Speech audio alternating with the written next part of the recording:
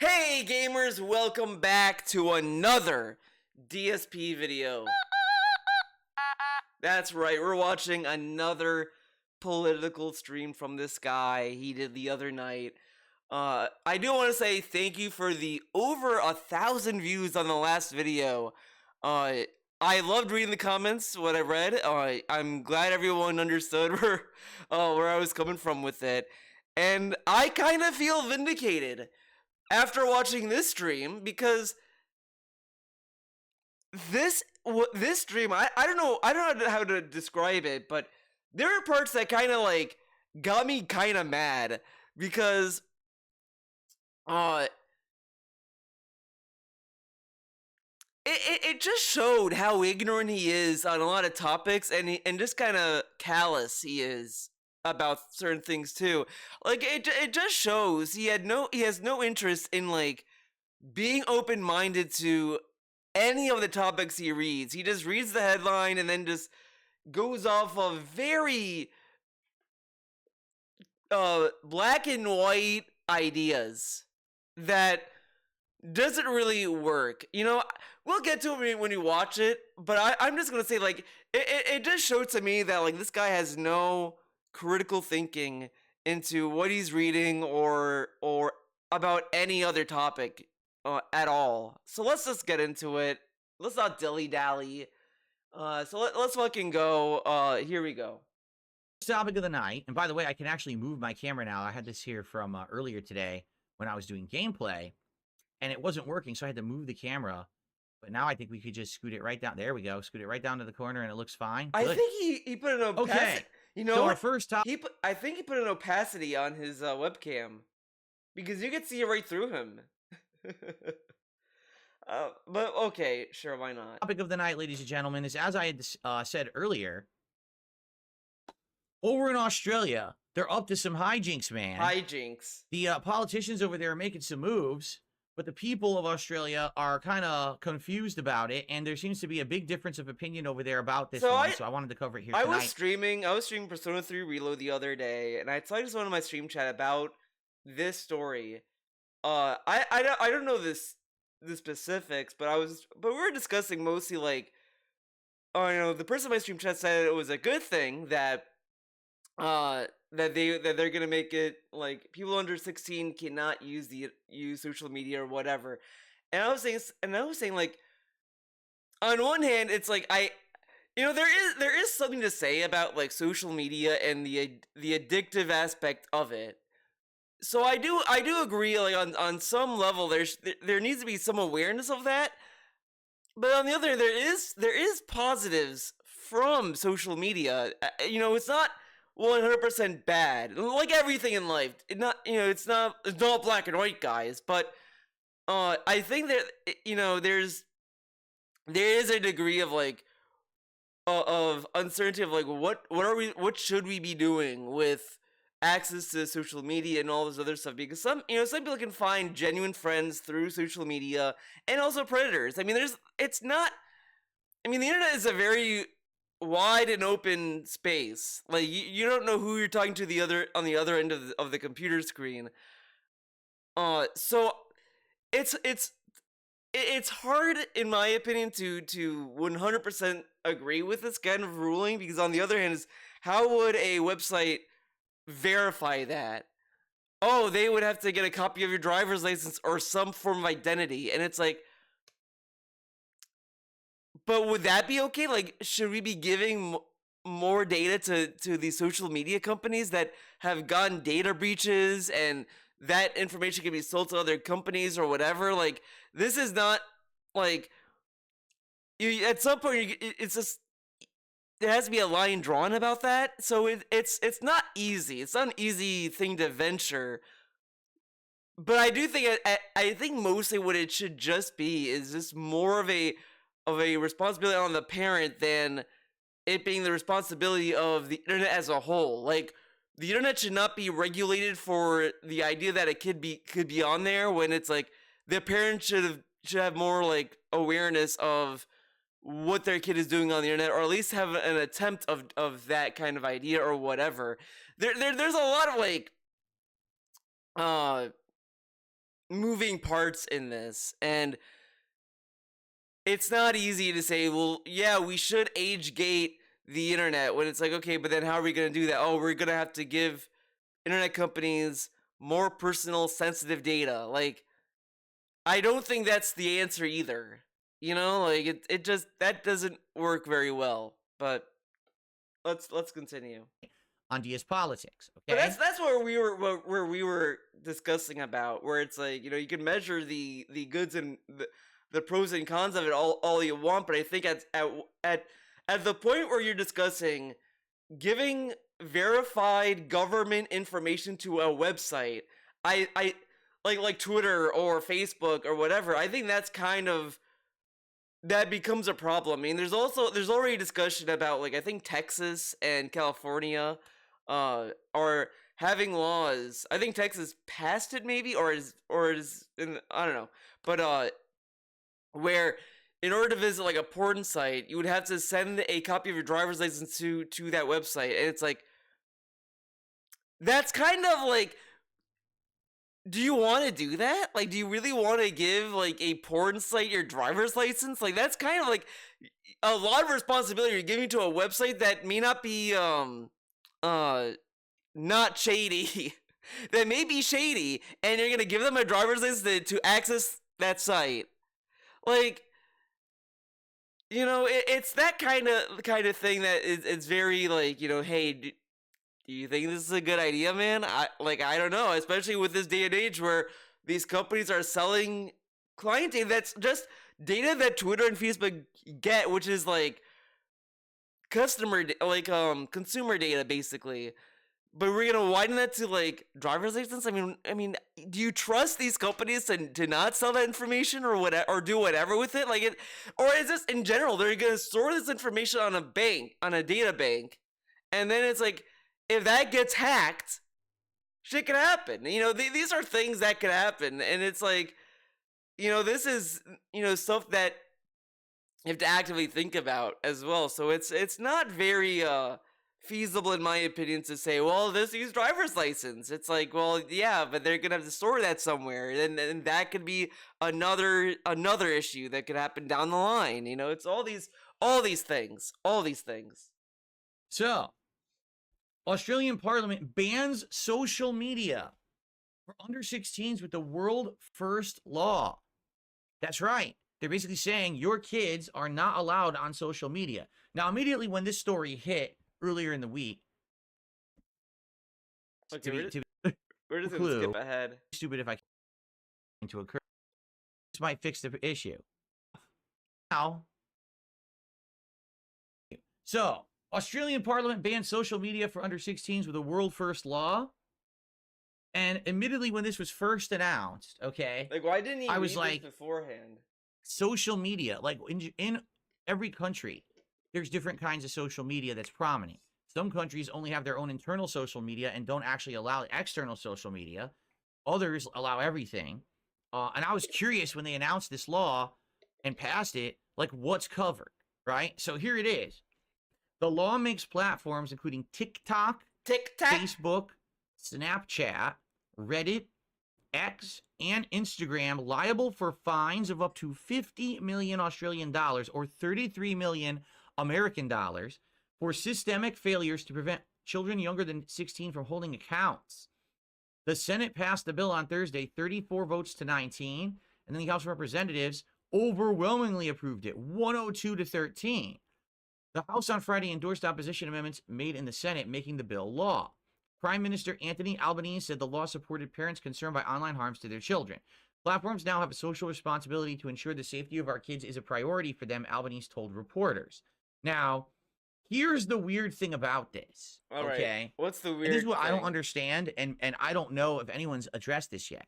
So at least in the United States of America, okay, there is a law in place, and that law states that these social media sites and also other sites such as YouTube, Twitch, and others, okay, they're not legally responsible for the content on them, but they are responsible for policing if things are reported. So, for example, right now, if someone were to upload a horrendous criminal act on YouTube, like a freaking murder or something, right? Murder. YouTube's not responsible for the fact that it got uploaded, but if someone reports it, YouTube is responsible for the removal of that material because it presents an illegal act in it, okay? Okay.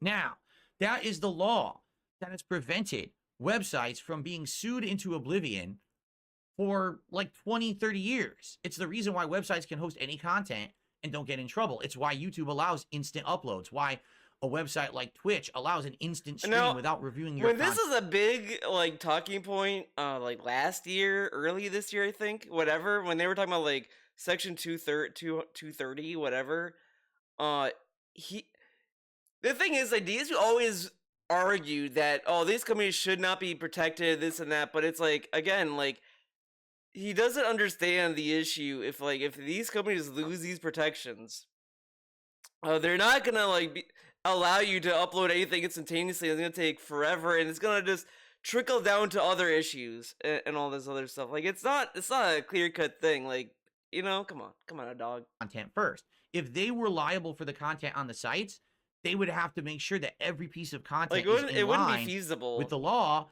and therefore they probably wouldn't ever allow someone to just upload something without review first. Now imagine that. Imagine if I was going to stream on Kick tonight and Kick had to sit there and have like a 10-minute delay of when you could see me because they're sitting there watching the live stream to make sure that it's not violating US law. Okay? So that's what's always protected these companies in the US. But this is Australia, and I guess in Australia they're saying, hey, we do it differently and we don't care about your international laws. This is our own internal law. Okay? So, of course, all the social media platforms immediately saying things, oh, this is a rushed, this is definitely a rushed decision. This shouldn't have. Oh my God, this dude, look how he. This shouldn't have happened. Why on earth would you do this? I like how they just said it's rushed, which is like a very neutral stance. Like it's not. They're not saying, oh, these people are stupid. They're just saying it's rushed, which could. I mean, again, a lot of these ideas of controlling the internet to protect kids, a lot of them are either you don't understand the implications of what they're asking and how it may affect other people moving forward or this other stuff, because everyone wants to protect kids, obviously, but it's like if you pass this and there's no idea of well, how would this be reasonable? We can't would it be fine to store everyone's identity into our data banks? That's not really feasible. That kind of stuff. Not everyone would want to give every website their driver's license to access it or whatever. That it just there's always moving parts that's problematic, I guess. So them saying it's rushed, I think, is a fair criticism, because it's kind of it's not really addressing the key problem, where it was just, hey, this kid just could have just accessed something that they're not supposed to, and the parent didn't catch that, or they didn't tell them ahead of time, hey, be careful what you do on the internet. A lot of times that it's very easy to say it's the internet's fault for a lot of things, but at the same time, it's you have to also try to mitigate that as a parent as well. I mean, it's not again, it's not the internet's responsibility that your kid went to a site that they shouldn't have been to. It's the parents. It's not the internet should not be something that is controlled like that, I guess. To our companies. The social media ban legislation has been released and passed within a week. As a result, no one can confidently explain how it will work in practice. The community and platforms are in the dark about what exactly is required of them. Amendments passed on Friday bolster privacy protections. Platforms would not be allowed to compel users to provide government-issued identity documents, including passports or driver's licenses, nor could they demand digital identification through a government system. So basically what they're saying is, you can't have an account until you're older than 16, but by the way, there's also no way for you to prove how old you are. So what are they supposed to do then? Yeah, this is a weird This definitely idea. reminds me of some laws that have been passed in the United States. I remember when I first moved out here to Washington State in 2014, okay, the Obamacare laws, when This is President a Obama was in power, this is a wild comparison, in my opinion. Like, I kind of don't think this is a good comparison because he can say, well, no one that they didn't have the infrastructure to make it work. Yeah, I mean, this was a new thing that they passed. Like, of course, the infrastructure didn't exist because that wasn't around.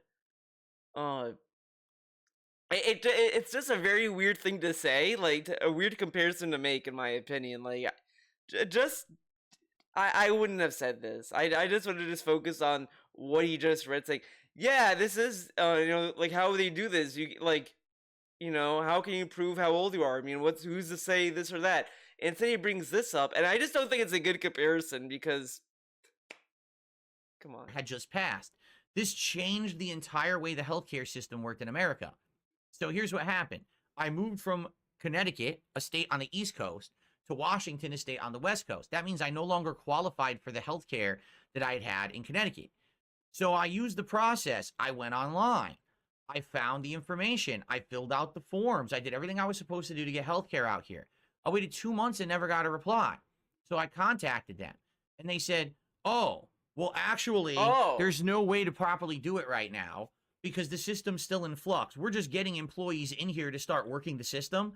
So likely your application to get healthcare in Washington has been sitting around in the system unlooked at for 2 straight months, and we don't have any personnel to do it yet. I said, what? Yeah, they passed the law for Obamacare, but they never actually put the infrastructure in for it to work. But that's why. So people were just sitting around. They had to hire people to do that, though. I mean, this isn't an overnight thing either. I mean, you could argue that, okay, well, but there's a lot of moving parts in this too, which is why I don't think it's a good comparison. Like, I get what he's getting at, but I don't agree with, because he also moved, for starters, and he was getting new healthcare. Like, there's a lot of things, a lot of variables that are there just in general. But again, like, in the long run, you end up getting healthcare anyway. Like, okay. With healthcare for months on end. What was I supposed to do? What if I broke my leg and I go to the hospital? I have no health insurance. I got no one to help me pay for my bills. That's how it was. And that's what it sounds like to me is happening with this policy. It sounds like this policy was rushed past, and all of a sudden they're like, well, how do we implement it? You're not allowing us to have a way to prove someone's age. So how would this policy even work, right?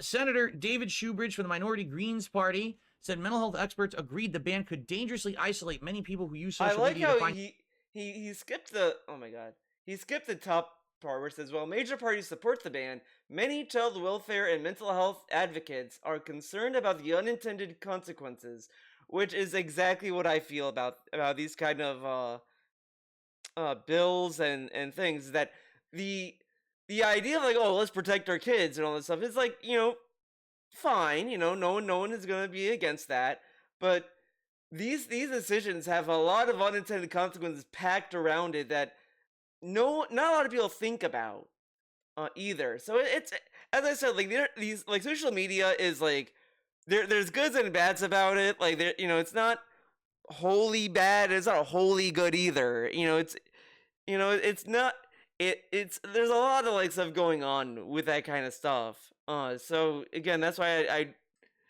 it's hard to, like, really say one way or the other. I just think that there should be at least a little bit more of an awareness that people should take more breaks from social media, and they should spend more time doing other things than just consuming social media 24/7 nonstop and this and that. Like, there's always a time and place for a lot of things. I mean, it's just like anything, with your free time. Like, there's a lot of things that you don't want to do a lot of. So, there you go. This policy even work, right? Senator David Shoebridge from the Minority Greens Party said mental health experts agreed the ban could dangerously isolate many people who use social media to find support. The policy will hurt young people the most, especially in regional communities and the LGBTQI community, by cutting them off. Exemptions apply for health and educational services, including YouTube, Messenger Kids, WhatsApp, Kids Helpline, and Google Classroom. Opposition Senator Maria Kovacic said the bill was not radical but necessary.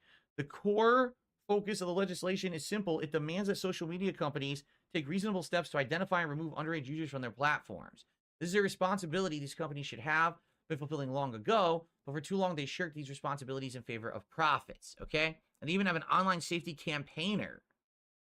So this woman, Sonia Ryan, her 15-year-old daughter Carly was murdered by a 50-year-old pedophile who pretended to be a teenager online. Man, the way he described the Senate vote as a monumental moment in protecting our children from horrendous harms online. It's too late for my daughter. But what about like, oh, whatever. The people who've already suffered, but let us stand together on their behalf and embrace this together. So, you know, reading now this article. All right, and we keep going because now you have people from Snapchat are talking about it and everything. Basically, what it sounds to me like. What does it sound like, is Phil?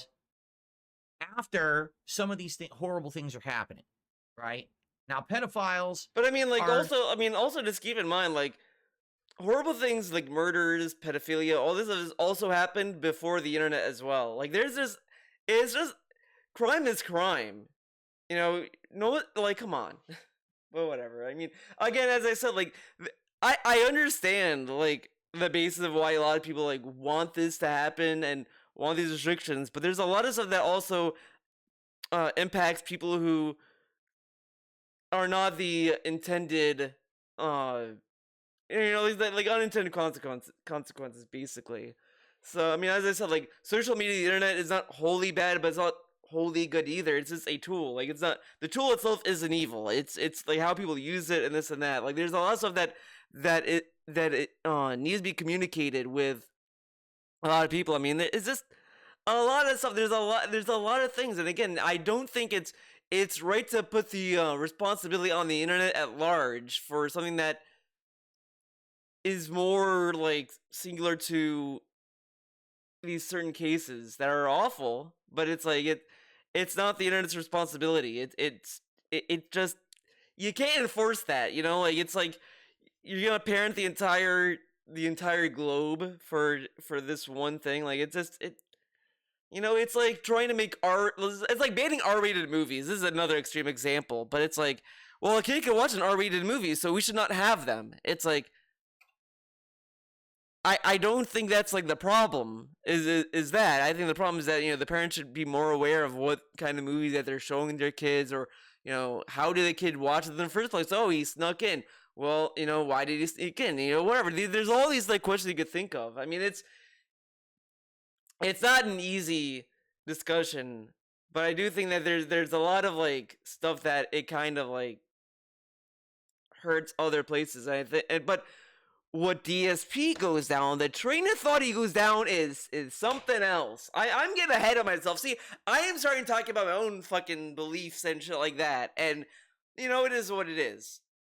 But let's hear what the guy has to say. I'm getting too ahead of myself here. I know this. You're not here to watch me, okay? You're here to see what I think of what he thinks. Harming kids because they're impersonating younger people online, and kids are, you know, getting fooled. And awful story of this girl passed away, was murdered by a pedophile. That's terrible. Okay, so should some safeguards be in place for this kind of stuff? I would argue yes.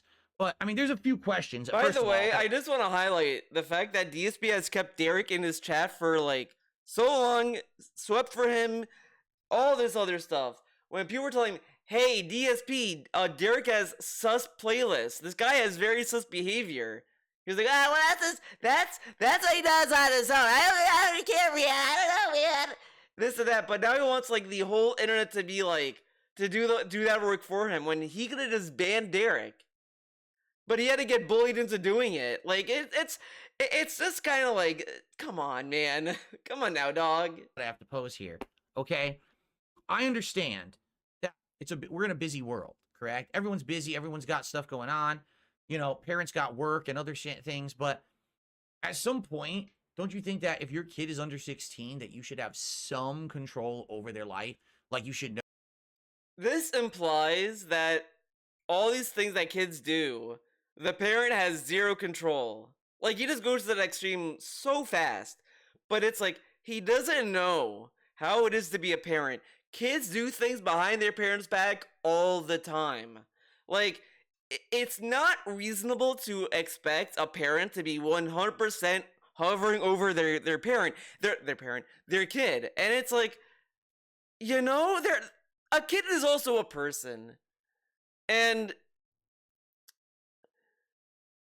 I don't know how to say this without it sounding like kind of weird, but it should be very clear. Like, a kid should also have respected boundaries.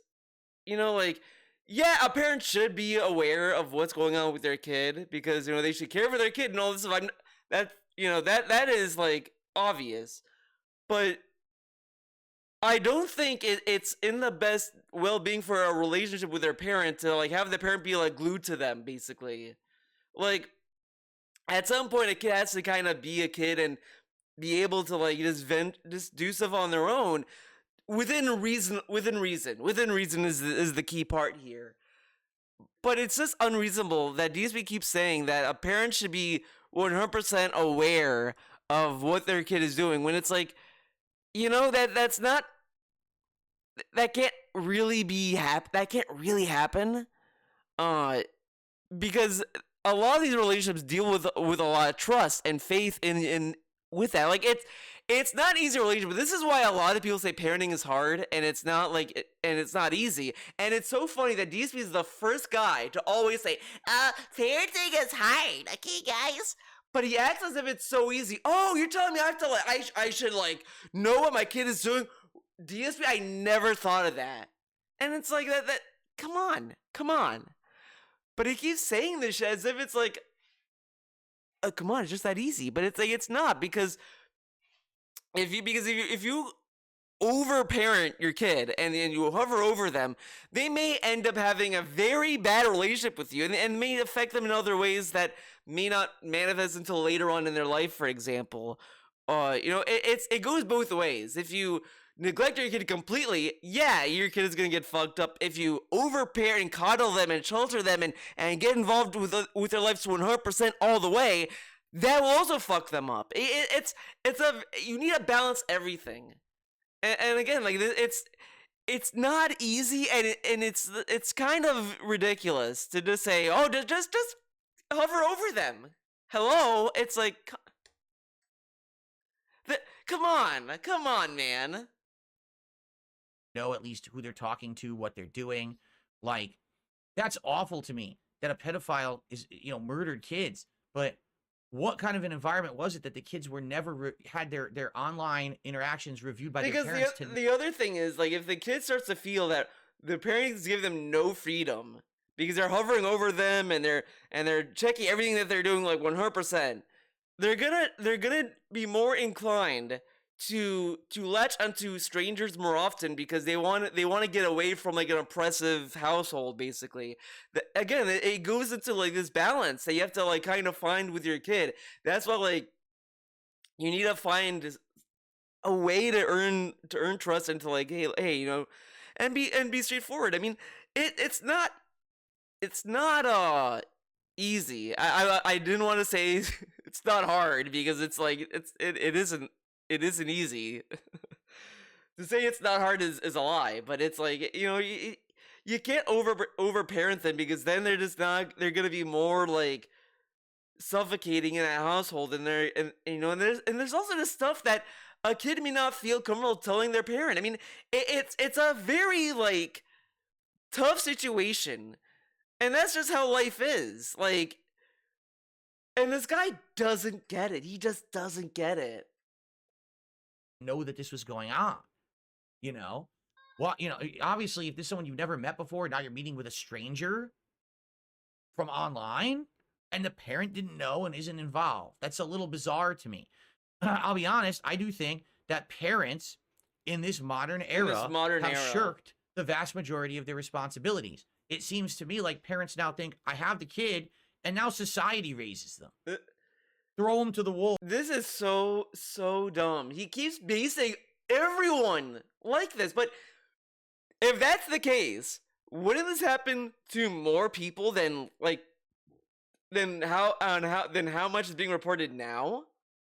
Like you like the way the way he describes it, it sounds like that we should have more like this happen more frequently in a more like furious level than ever before. But it's like, that's clearly not the case because not every parent's a bad parent. It's just a lot of shit happens. Like come on. Like come on.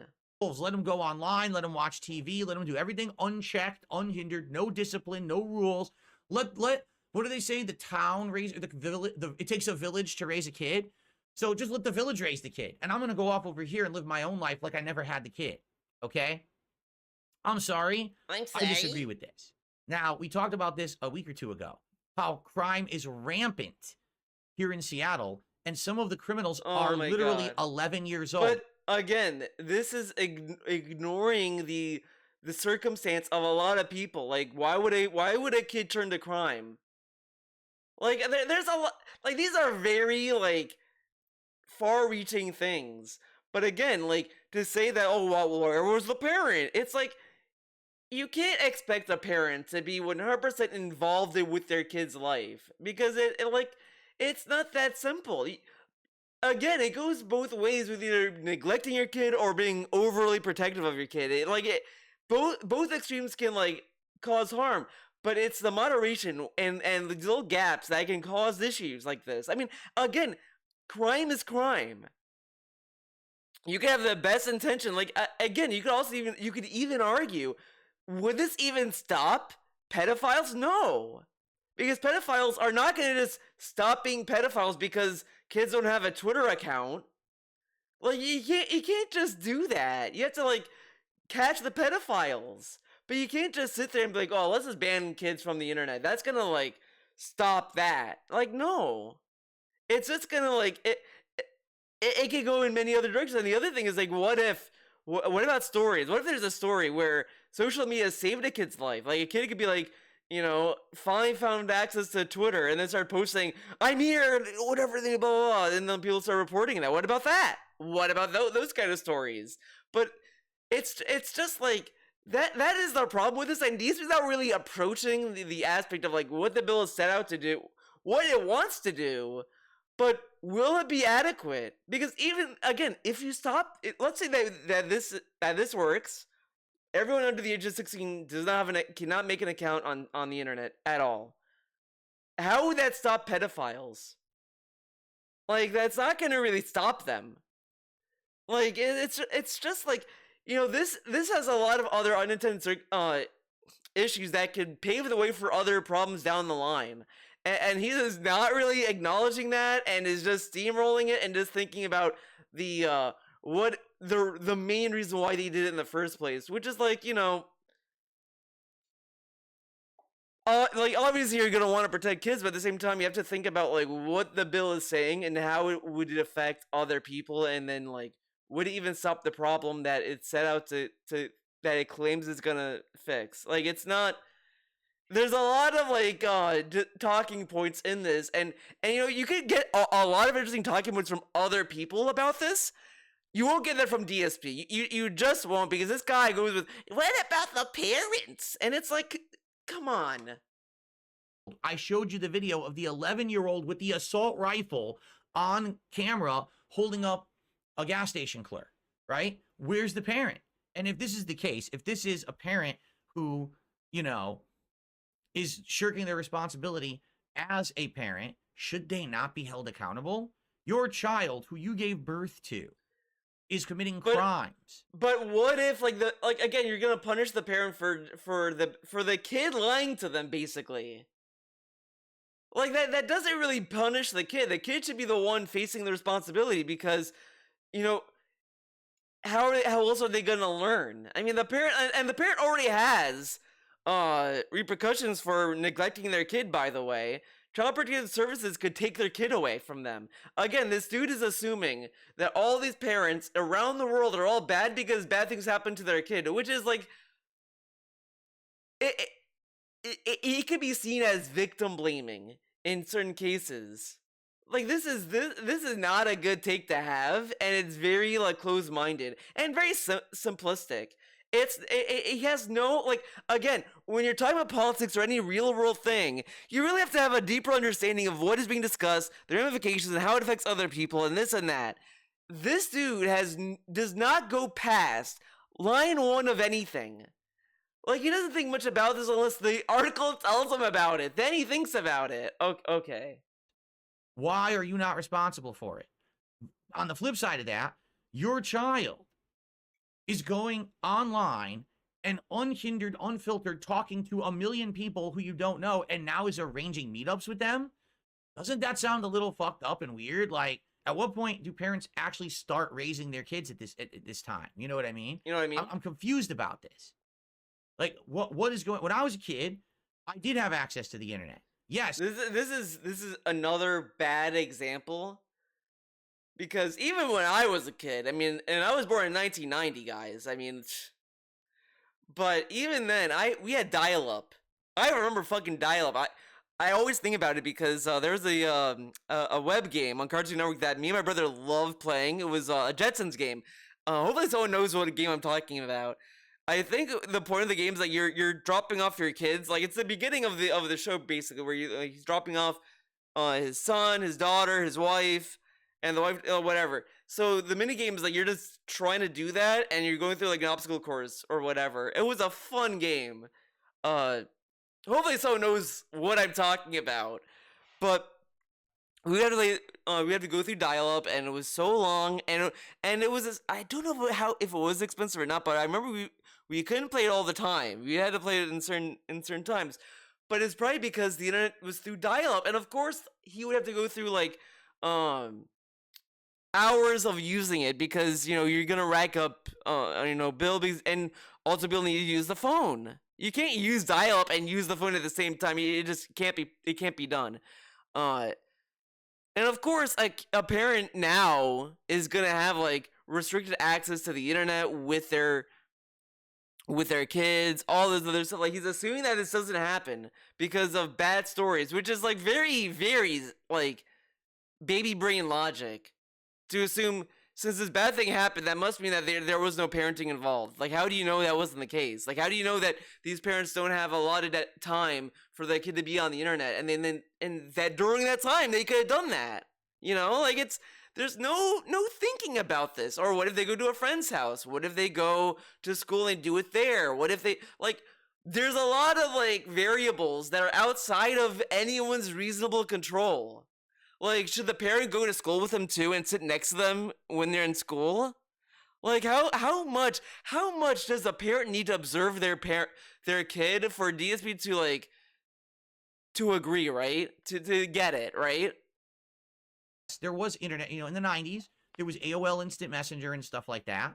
All right. But my parents, until I was an adult, my parents knew how I was using it. I couldn't just use it unfiltered all day long. I had times of the day when I was allowed to use it for a set amount of time because I had other things to do. I had chores. It's kind of funny to me. Like, I remember when I was using AOL Instant Messenger, they told me that, I was like, oh, I'm talking to my friends at school over, and I was telling them, it was like really cool because it's like, I'm typing and it's going straight to him, and I don't dial a phone number or anything like that. And I was only talking to my friends at school, and my dad told me, I told this story before, he looked at me and said, Theo, you gotta be careful you talk to online. If you're talking to the wrong guy, they'll come to our house and tie us up and kill us with a double barrel shotgun. He was so specific about that, and I was like, okay, and I believe, like, I was like, okay, I'm not gonna do that. Don't worry, I'm only gonna talk to my friends. That's all I'm gonna use it for, and that's all I use it for because of that. Maybe we just need to do that. Maybe we just need to tell kids this could happen, and we all could get affected by it as a family. Okay, you don't want the family to get affected, but like, that's what he told me, and that opened my eyes. Like, okay, I should be careful who I talk to online, and this and that. Like, you know what I'm saying? To do, I had homework to do. I had a variety of life. I didn't just sit there on the internet talking to people all day when I was a kid. I think that's personally unhealthy for a kid to be doing. They should have in-person activities and things too. They should have become addicted to the internet, right? Again, In a he's lot of just ways, I get it. Look, my life right now is so much on the internet. again, he's assuming that all these kids don't have school, they don't have homework, their parents don't care. Like he assumes he reads a story about something bad happening with a kid and just assumes like that. Oh, they must not have had their parents must not have had him do homework, and they must have neglected him. Like that's kind of a leap to make, and an assumption to make that may not even be the case. Because my work is on the internet. Everything is on the internet, right? Well, kids should have a variety of life, not just sitting there on the internet all day, everything digital, virtual. So when I see this, I immediately, oh, we got to do something. Let's just outlaw social media. I'm like, well, wait, what would have happened? Or how could this have happened if the parents were actively involved in the lives of the kids that this is happening to? I'm confused. And of course, that's a question we can't answer. You're never gonna get the media to dig that deep into the story, right? You never will, because it's like, well, the parents are victims, the girl was a victim. You're right. They're all victims. The pedophile's the one in the wrong here. But at some point, there should have been a defense against the pedophile. There should have been multiple layers of protection. I mean, I guess I know what he's just saying. It's just a weird thing to say. A defense. I mean, it says a defense against the pedophile. I thought he didn't say against, and I was about to say, oh, why does the pedophile need a defense, DSP? But he is saying the other way around. But again, like this law would not prevent a pedophile from being a pedophile and going after their victims. Like, because again, this is a thing that this crime has been around long before the internet. Like, come on. For this child against the pedophile, and the line level layer is the parent. So where the fuck the parents were, I want to know. Why were they not actively protecting their daughter from this online? I don't get it. That's number one. Okay? Now, going a little further than that. Let's go a little further. Is social media to blame? Well, here's the thing. I do feel like... Why do we need to, see, again, why blame the internet, social media, parents, when it's just a person who's using what's out there to attack and, like, vulnerable people? Like, and DSP is definitely the kind of guy that would say, who would say against gun control, saying, well, it's not the gun's fault that people use the gun or whatever. And of course, it's not the gun, but what about the access to the gun? All this other stuff. Why don't we talk about that? But that's more of like a different talking about because it's a loaded topic. I'll just say it, leave it at that. But the internet is a tool that everyone uses, and to pass these kind of laws, it can inhibit a lot of other things that are unintended and all this other stuff. Like there's far-reaching ripple effects that affects more people than anything comparable, I guess. It's just, why blame social media or why blame this when a pedophile is just gonna do what a pedophile does, when that is the person that's in the wrong, and all this other stuff. Like, again, these kind of laws are not gonna stop pedophiles from committing crimes. Like, that's not gonna happen. It will still happen because a lot of times the pedophile will find a way because they're fucking criminals and they're fucked up people. Like, this isn't gonna stop them. Social media companies get away with a hell of a lot, man. They really do. They on a daily basis, they are getting all of your information that you're willingly and actively posting up on those sites. Facebook is the worst, Facebook. But he says this, but the thing is, if we look at this bill and all this stuff, they're saying, like, how are we going to verify it? Which would probably trigger the Australian Parliament to amend their rules or whatever, to say that, oh, then you can ask for a driver's license or whatever the fuck.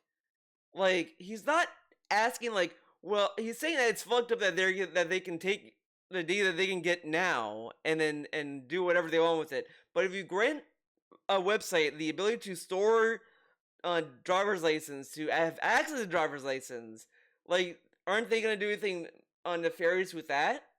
But he's not really talking about that aspect of it at all. Just that, oh, they get away because they take your data and sell it to advertisers. But they're taking only data that is, like, uh uh superficial, I guess. But I mean, it's still data. But if that's going to be part, an issue, then this should also alarm if they want to store people's driver's license again, because they're not going to just ask people who are 16 their driver's license. They're going to ask everyone, that even of legal age for that kind of information. And do you really want to give more personal data like that to a website? Like, you're already giving them your phone number, in some cases your address, but like, at most, like, Twitter doesn't ask for that. YouTube, YouTube doesn't really ask for your address, only in certain cases, like if you're using Google Pay, for example. But they're not gonna ask to make a YouTube account. Oh, give us your driver's license or whatever. But if they start doing that, it's gonna have everyone's personal information that way. But he's not gonna think about that part. Of course not. Now it's Meta, I guess. For 20 years, some people have been posting up daily updates, photos, geotagged pieces of information. I work here. I live here. I hang out here. I drink after work at this bar. I'm single. I'm married. I'm this. I'm that. They're giving their entire lives away on the internet. And these companies are preying on them. They're taking all that data and they are selling it off like crazy to make insane amounts of profits. Do you really think that Facebook makes money on people just using the site, posting up updates? No, they make money on your data that you gave the site for free, and now they go have big business based off of that data. That's where their profits lie. Okay, so we should give them our driver's license, So right? in regards to social media, should there be some level of accountability and some level of protection and some level of responsibility? I do think so. And sadly, But, like, I do feel also the discussion of selling data and this and that is, in my opinion, a separate discussion than what Section 230 would say, or like, that kind of stuff, because that is more of like a company thing. Because like Crunchyroll's not a social media platform, and they got in trouble for selling data. Like, I think there was a news story I heard about a few weeks ago about during the TikTok ban that the U.S. government wants to do, and they're saying like, well, there's no real privacy laws when it comes to the internet with the U.S. Like, they're lacking behind with that kind of protections, and that should be looked at. But when it comes to like giving driver's licenses to accounts to access a website, that's completely different than like, preventing like Facebook, Twitter, or whatever from selling personal data or taking data that is not regulated. Like, that should not be something that you're being given to a company against your will, basically. Like, it's just all this other stuff, but he doesn't really think about that. He just thinks about the short term, like this kind of story, and it's like, there's a lot of like wheels and there's a lot of cogs here, a lot of gears to think about. feel like this day and age is getting completely out of control. We've got people who are actively live streaming themselves on places like Twitch or Kick or others committing crimes. And they just think this is content. This is for me to make it big. This is how I'm going to get noticed on the internet. And then that website that literally just live broadcast crimes is never held accountable whatsoever for it. But they're held accountable for not policing it, though. Like, if it's reported, they have to take action.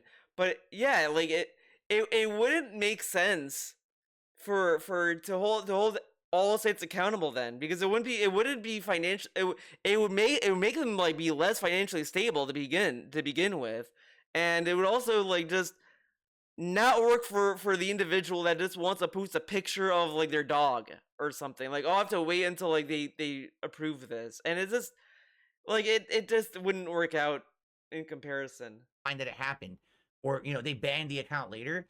But it's like, at what point will there be accountability for this stuff with the company, with everyone? Like, what is going on with our world right now? Everyone's so desperate for attention that they're doing these heinous things online. Okay, now, do I think that social media should have been outright banned for anyone under the age of 16? I think that's a bit harsh, And the other thing, this is what totally doesn't make sense to me.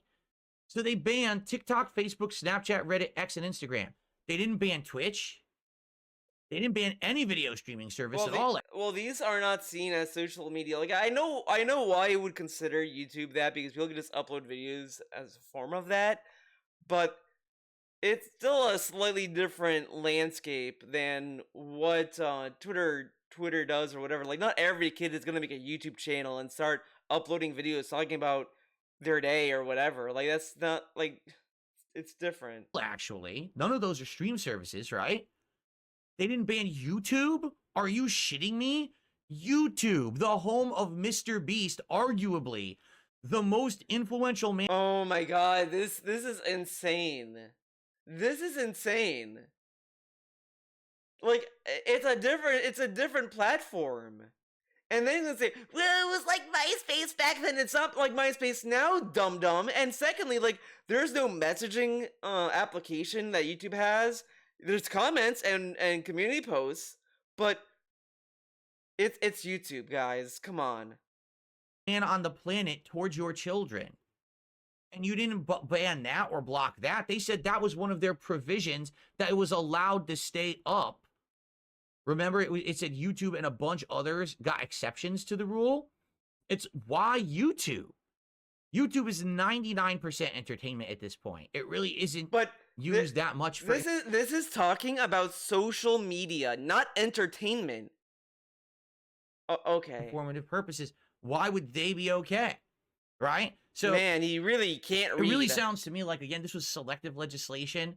I don't know. Maybe particularly this girl who passed away was because she was on one of these sites. I think they said it was Facebook, actually, was the culprit there that caused this to happen. And man, maybe that's why. This highlighting thing it can go away. That's baloney. Someone said, oh, YouTube's not social media. Abso-freaking-lutely YouTube is social media.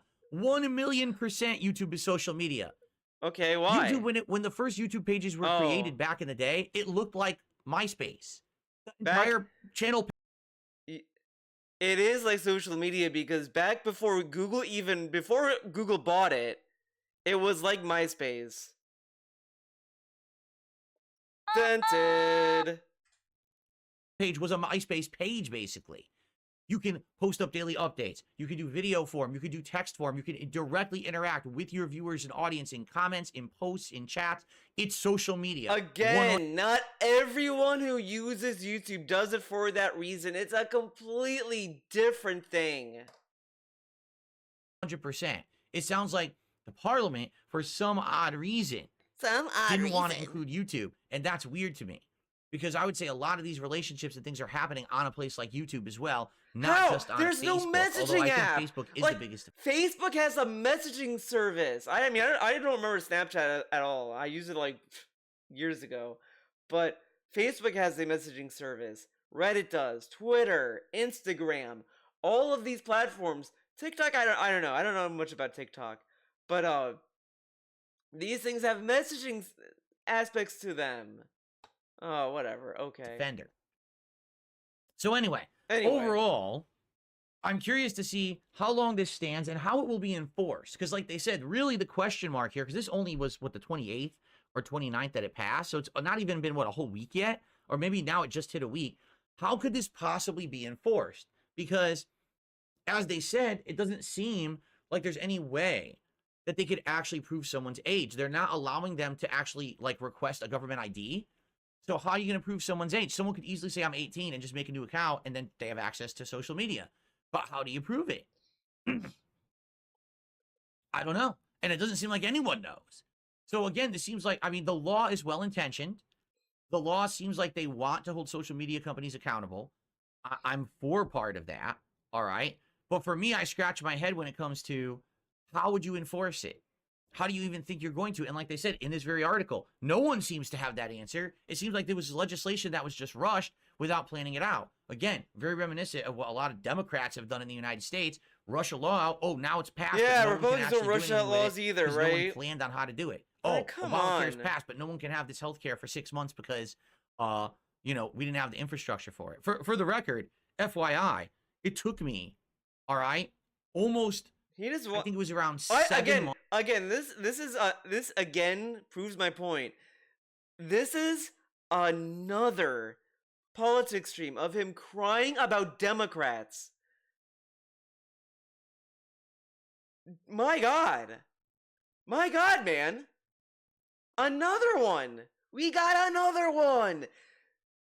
Man, Loki, I do hope that this politics channel goes on through the Republican government so I can see what he's gonna say, because man, I hope he's fair, man. Because if I start hearing, if he still complain about Democrats and we're like 1 to 2 years into Trump's presidency, I'm gonna be a little annoyed about that. I mean, come on, they're not even in power, man. You're still complaining about them. Like, Trump won and he's still complaining about Biden and the Democrats. I mean, they lost, man. Come down. Months to get health care. If anything, I should be the one complaining. Here, I should have had it day one. It took me 7 months because their system wasn't working until like January of the next year. So if anything had happened to me, I had no health care. But you're gonna get health care. Isn't that dandy, you know? But this I mean, is what you don't whatever. hear about. It's the same thing here. Yeah, but so that's law's in effect. But that's like old, and everyone was going through it, I believe. I mean, you don't hear about it. DSP, if you went through with everyone else getting Obamacare, I think everyone heard about this. But it's like, at the end of the day, I mean, as I said, I think it's worthwhile for people to get covered in healthcare. I mean, there's a lot of it. There's other issues with healthcare that should be fixed, but I think people should have healthcare. I mean, I think healthcare is a little bit more important. You know what I'm saying? Come on, dog. But how do you prove that anyone's a certain age? Who's going to enforce it? Was any of this thought of, or do we just want to pass a law quickly? It would have been better if this story was, oh, law's passed. Here's exactly how it's going to work. Everything's in place perfectly. Here's how it's accountability. Instead, it's like a half story, and that's sad. You know, when you get a story like this, oh, some good could be done. Oh, no, actually, it's just a bunch of lawmakers who just fast-tracked this to be stupid and didn't actually think it out. And now who knows if anything will actually happen, right? So I'll be keeping an eye on this. I'll be following this story. I like the image he uses for the White House. Instead of trying to find a picture where the the back is where the desk is a little bit more zoomed in, because he looks like he's standing in front of the desk. So he's not like really there. He's just kind of like the real guy, like Jasper is behind him doing the actual work. Curious to know if and how they're actually going to enforce it. And I definitely want to get more information on that when possible, and I'll let you know when I find out. Okay? Cool. Okay. All right. Cool. So by the way, we're up to 200 viewers now. It's like I said, I assumed we were probably going to get roughly 200 viewers for this show once it got into full swing, and here we go. Okay? All right. Well, thank you guys for chilling with me here. That was only our first story. Like I said, I don't know how many stories we're going to get to tonight. Next story. Tonight. We got some big chunky ones like Cat, right? We got cat-sized stories. Ava Cowboy fan, Ava Cowboy Rocks, I do understand your concerns. However, it sounds like you're... That helps a lot of things. I was confused because I couldn't find the documentary in the thread. I'm worried because a lot of this... Okay, whatever. Okay. You're way behind, or you're just pasting that now because I finished my topic. Either way. I get you. Don't worry. Things will, with the long form React stuff, we're just getting into the swing of things, and we're going to start one this month and then try to do some more consistent stuff starting next year. So, okay. Excellent. So our first story is done. Now, our next one's kind of interesting. This is just, I had a good laugh with this one. This one's, because I'm actually involved with this one. Okay. Another insane story from this guy, by the way. We're ready. By the way, no additional support has come in, so there's nothing to stream. I guess for the rest of the night. So this one is so funny. It's so funny. Now, as you guys know, it's hilarious. I'm not involved with online drama or anything like that. I don't follow those topics. You know that there's people who are well versed in it, such as Kino Casino. Oh, right? Sure. And in this case, this story hit my local news this week, okay, on Thanksgiving of all days. Or actually, this was a couple days after Thanksgiving, the 30th of November. And I read the story, and I'm like, what? What? Like, I couldn't even believe the story was posted in a mainstream news site. This is my local news, King 5 News, okay, a subsidiary of, NBC. Subsidiary. We gotta specify that. I read the story. I'm like, huh? Huh? And I had to respond. So He let's had to skim through the respond. story, shall we? Oh man, Emboldened this. Amandasphere accelerates threats towards women after U.S. election. Your Yeah, DSP is definitely the person to talk about women's concerns, right? DSP knows all about women's concerns. Women, if you have a problem, DSP is your spokesperson. Let's not listen to what women have to say. Shut up. DSP is talking. He knows more about women than women. Okay. body, my choice has become a rallying cry for some men, mimicking a 1960s anti-abortion slogan. I'm just gonna pose this to the audience By the way, I love that it says some men and DSP will act as if they're saying every man, which is tonight, and to those who may be watching this clip. Did you recognize anyone making this some kind of a hot slogan? I have seen people post it. Now you can argue that some people were trolling with it, whatever, and say whatever about that. But the thing is, at the end of the day, the problem with these statements is that it's spread around, and how is a woman supposed to take that? Trolling or not, I think look, women being a little bit concerned that this is a thing that spread pretty quickly, and all this other stuff. It's kind of like fucked up. And and that's the thing. Like I was watching this, I was like, I don't think DSP should even talk about this because what does he know what women go through? Again, like, and he brings up like, oh, who listens to Nick Fuentes? You know who does? Arturo. During the whole thing, like people were like, "Oh, Arturo like super chat during that." I think like Arturo said he did that it was someone impersonating him, but even then after that, he kept retweeting Nick Fuentes stuff and all this other stuff. Like so, like Arturo kinda has kind of shown to me at least that he at least is in line with Nick Fuentes and other like insane beliefs. Like going down that person's Twitter is a rabbit hole, and I'm just sitting there like. Just because DSP doesn't think that Nick Fuentes is a serious guy to listen to or whatever, doesn't mean that no one else will take him seriously. He just assumes that since Kino Casino is laughing at him, everyone is.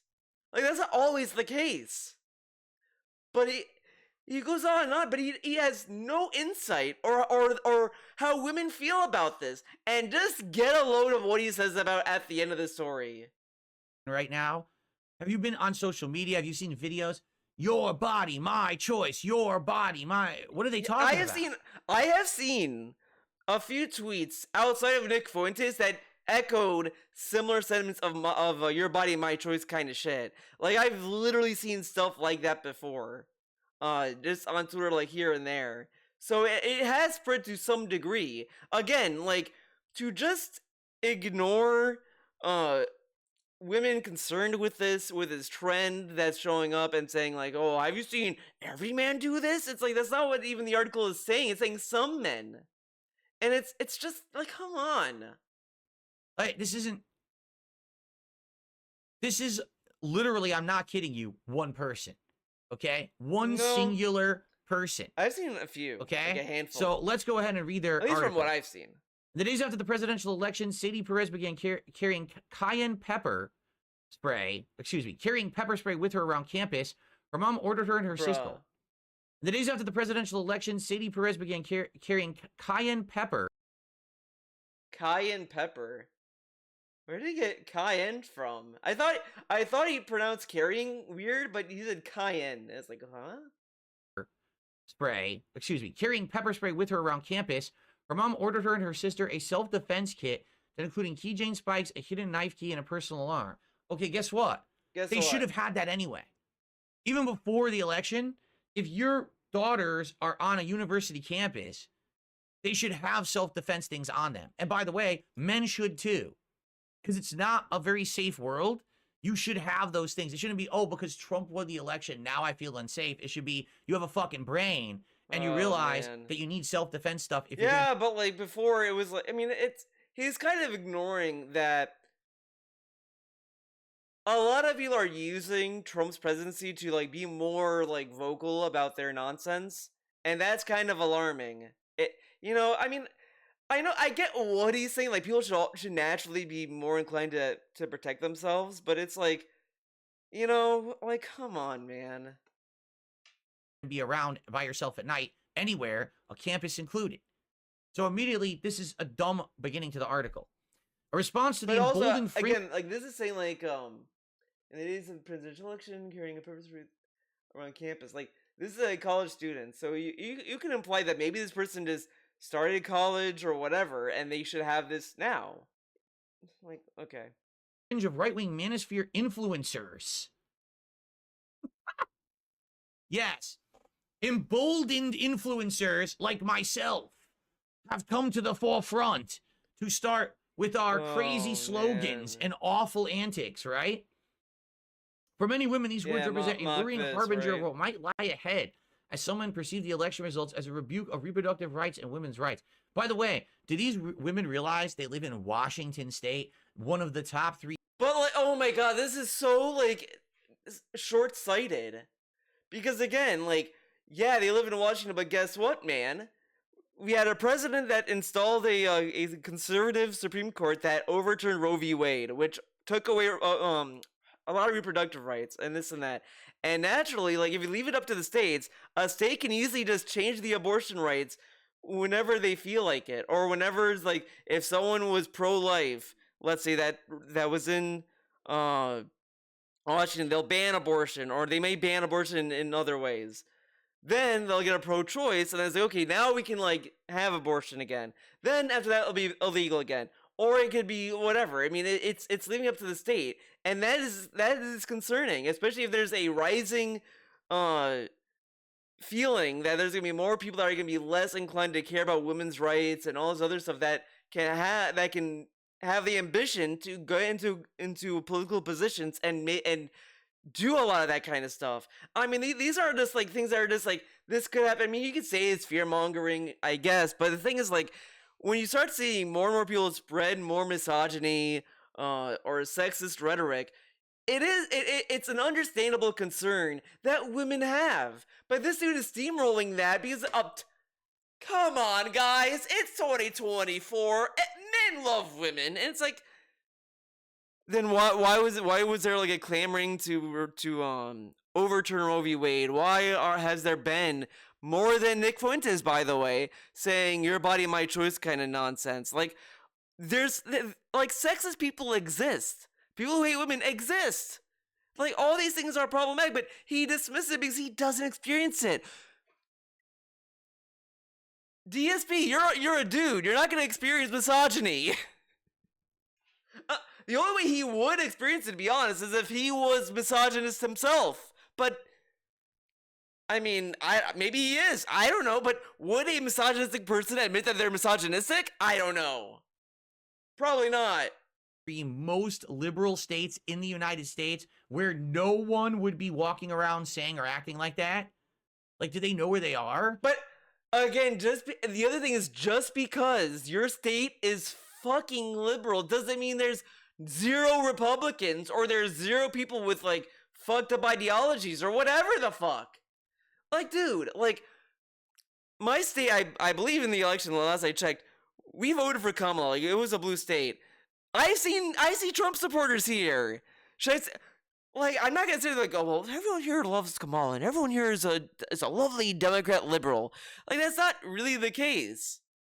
But this dude acts like, well, if you're in a Democratic state, everyone's a Democrat. I mean, that's insane. Okay. I guess the Trump supporters here are all liars. They're liars. They're not real Trump supporters. I mean, even though this one guy has a huge sign that says Trump saved America, he clearly is lying to himself. He's truly a Kamala head. I could see if you were like in rural Americana. That's like a huge focus of. I love that this dude lives on stereotypes. He thinks just because he lives in a liberal state, everyone's liberal. Everyone in America, in like the Midwest or in the South, are all rednecks and they're all Trumpers and this and that. Even though like that may not even be the case, because there's also liberal people that live in like red states too. Like this dude is so dumb. Conservative thought. You live in the most liberal state. What are you talking about?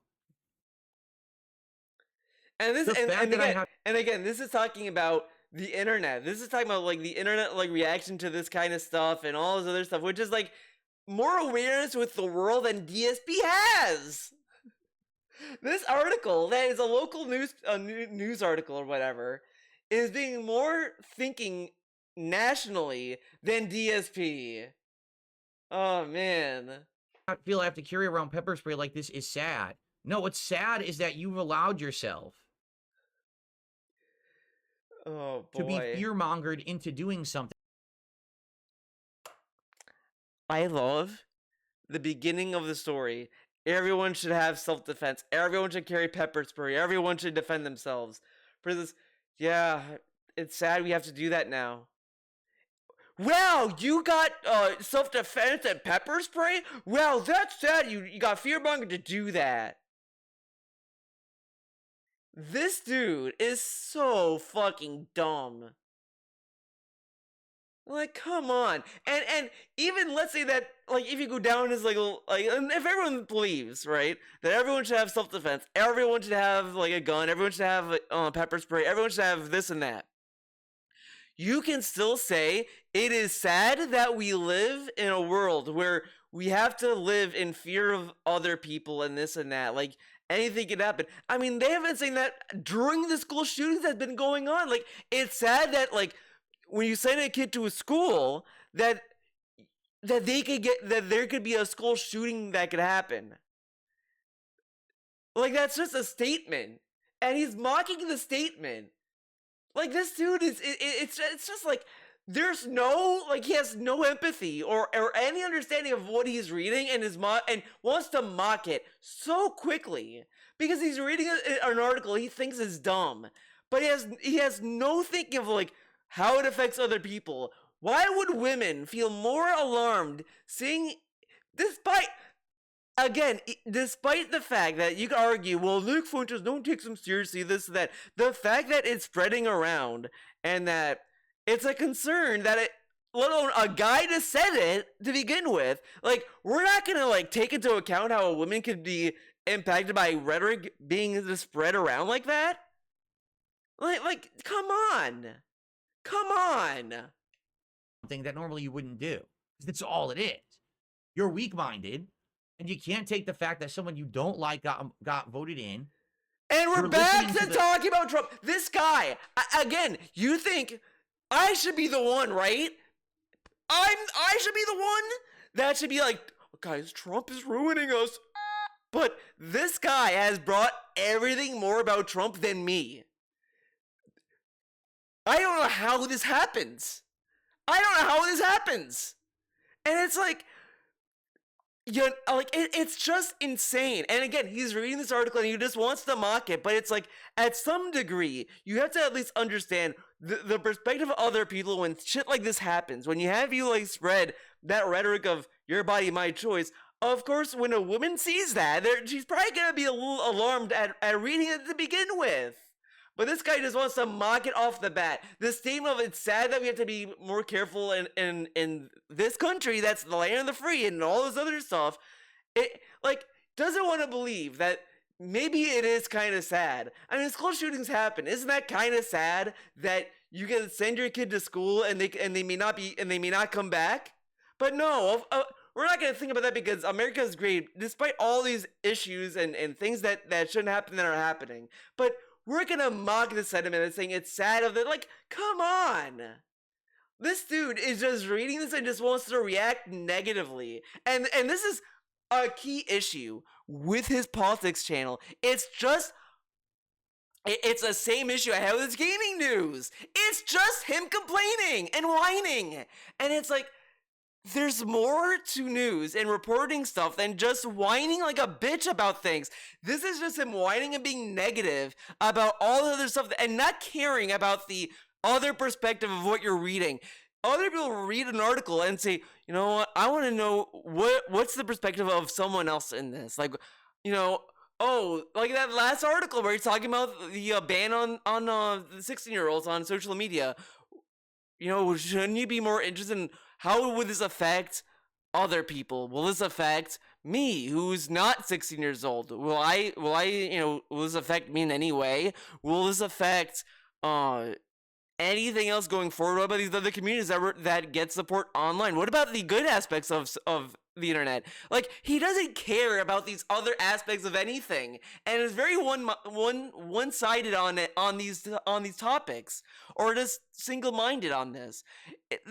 And with news or with politics or anything in general, you have to be critical about these things. You can't just sit there and just say, oh, okay. Like, you know, as much as like I may not agree with Trump and I didn't want him to be president, I would still be curious within these 4 years that we're going to have with this government to see what's going to happen. And if nothing happens, you know, maybe you know it's not going to be as bad as people think it's going to be, and I'll say that, you know, I'll look at what's going on. I'll be curious to see what is going to happen with these legislations that are going to move forward and how it affects other people. I'm not going to say it's all good or all bad. I mean, it's the same thing with even if Kamala won. It's like, hey, I'd be curious to see how good she would be and how bad it's going to affect things. I mean, there's all these things that are in place with these things. But you have to keep an open mind and a critical mind with this. This guy will just read stuff and just have a judgment call already made, and he can't really do that with news. You have to be at least open minded. That's why a lot of people get mad at like CNN or these news sources that they perceive to be too one-sided, where DSP has also complained about. But DSP has shown that same concern where this guy may have a his own agenda or his own like bias when he's reporting these kind of stories. He's reading this as already decided this is a dumb story, and he doesn't want to take any weight into what is being said by women, which is the subject of the story. And he's mocking them for this. But it gets better, guys.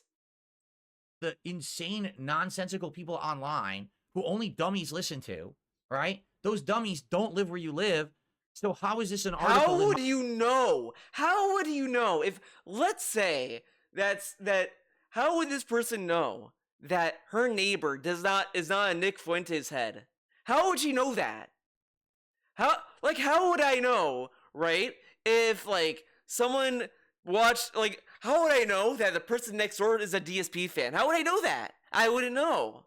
Like, you can't know what other people do in their personal life. He doesn't really see the alarm here. I mean, you could sit there and say, well, it's fear mongering. I mean, you can't be paranoid all your time and this and that.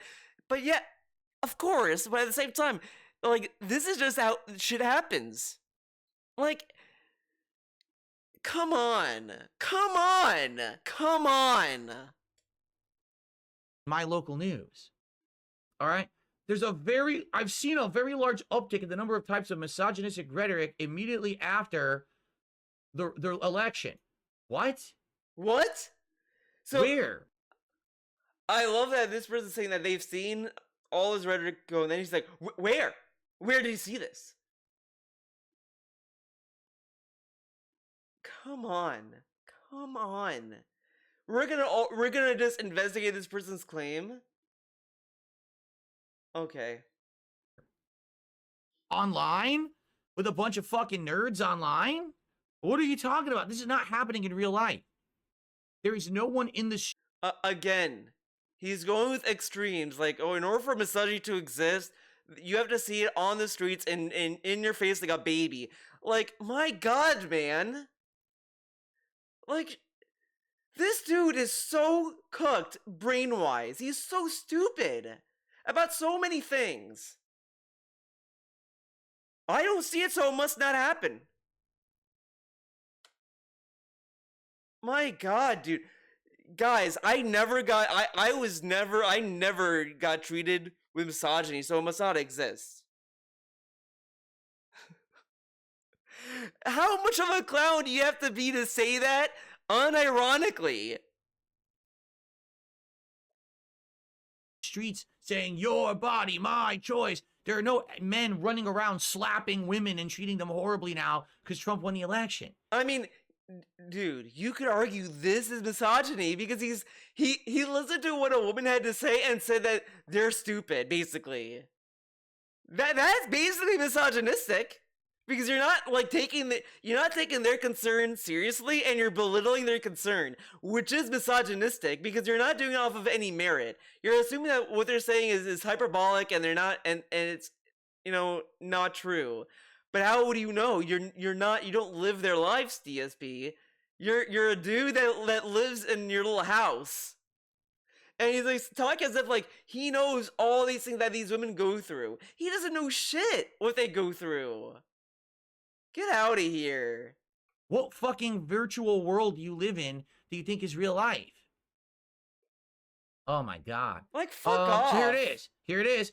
The phrase "your Here body, it my is. choice" has been largely attributed to a post on the social platform X from Nick Fuentes, a Holocaust-denying white nationalist, far-right internet personality who dined at Trump's Mar-a-Lago club, but Trump says he knew nothing about it. Yeah, because he doesn't. Wait. Holocaust-denying. Did it say that?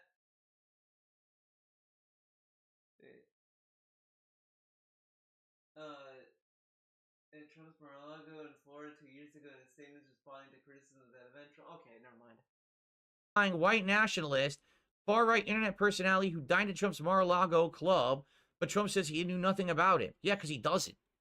Because he actually doesn't. So if you want to have great laughs, I urge you to watch Kino Casino content on Nick Fuentes. They have covered this guy very extensively, okay? I don't know that much about him, but what I know is that the guy is a laughing stock. I don't know much about him. He read a sentence that said he's a white nationalist and a Holocaust denier.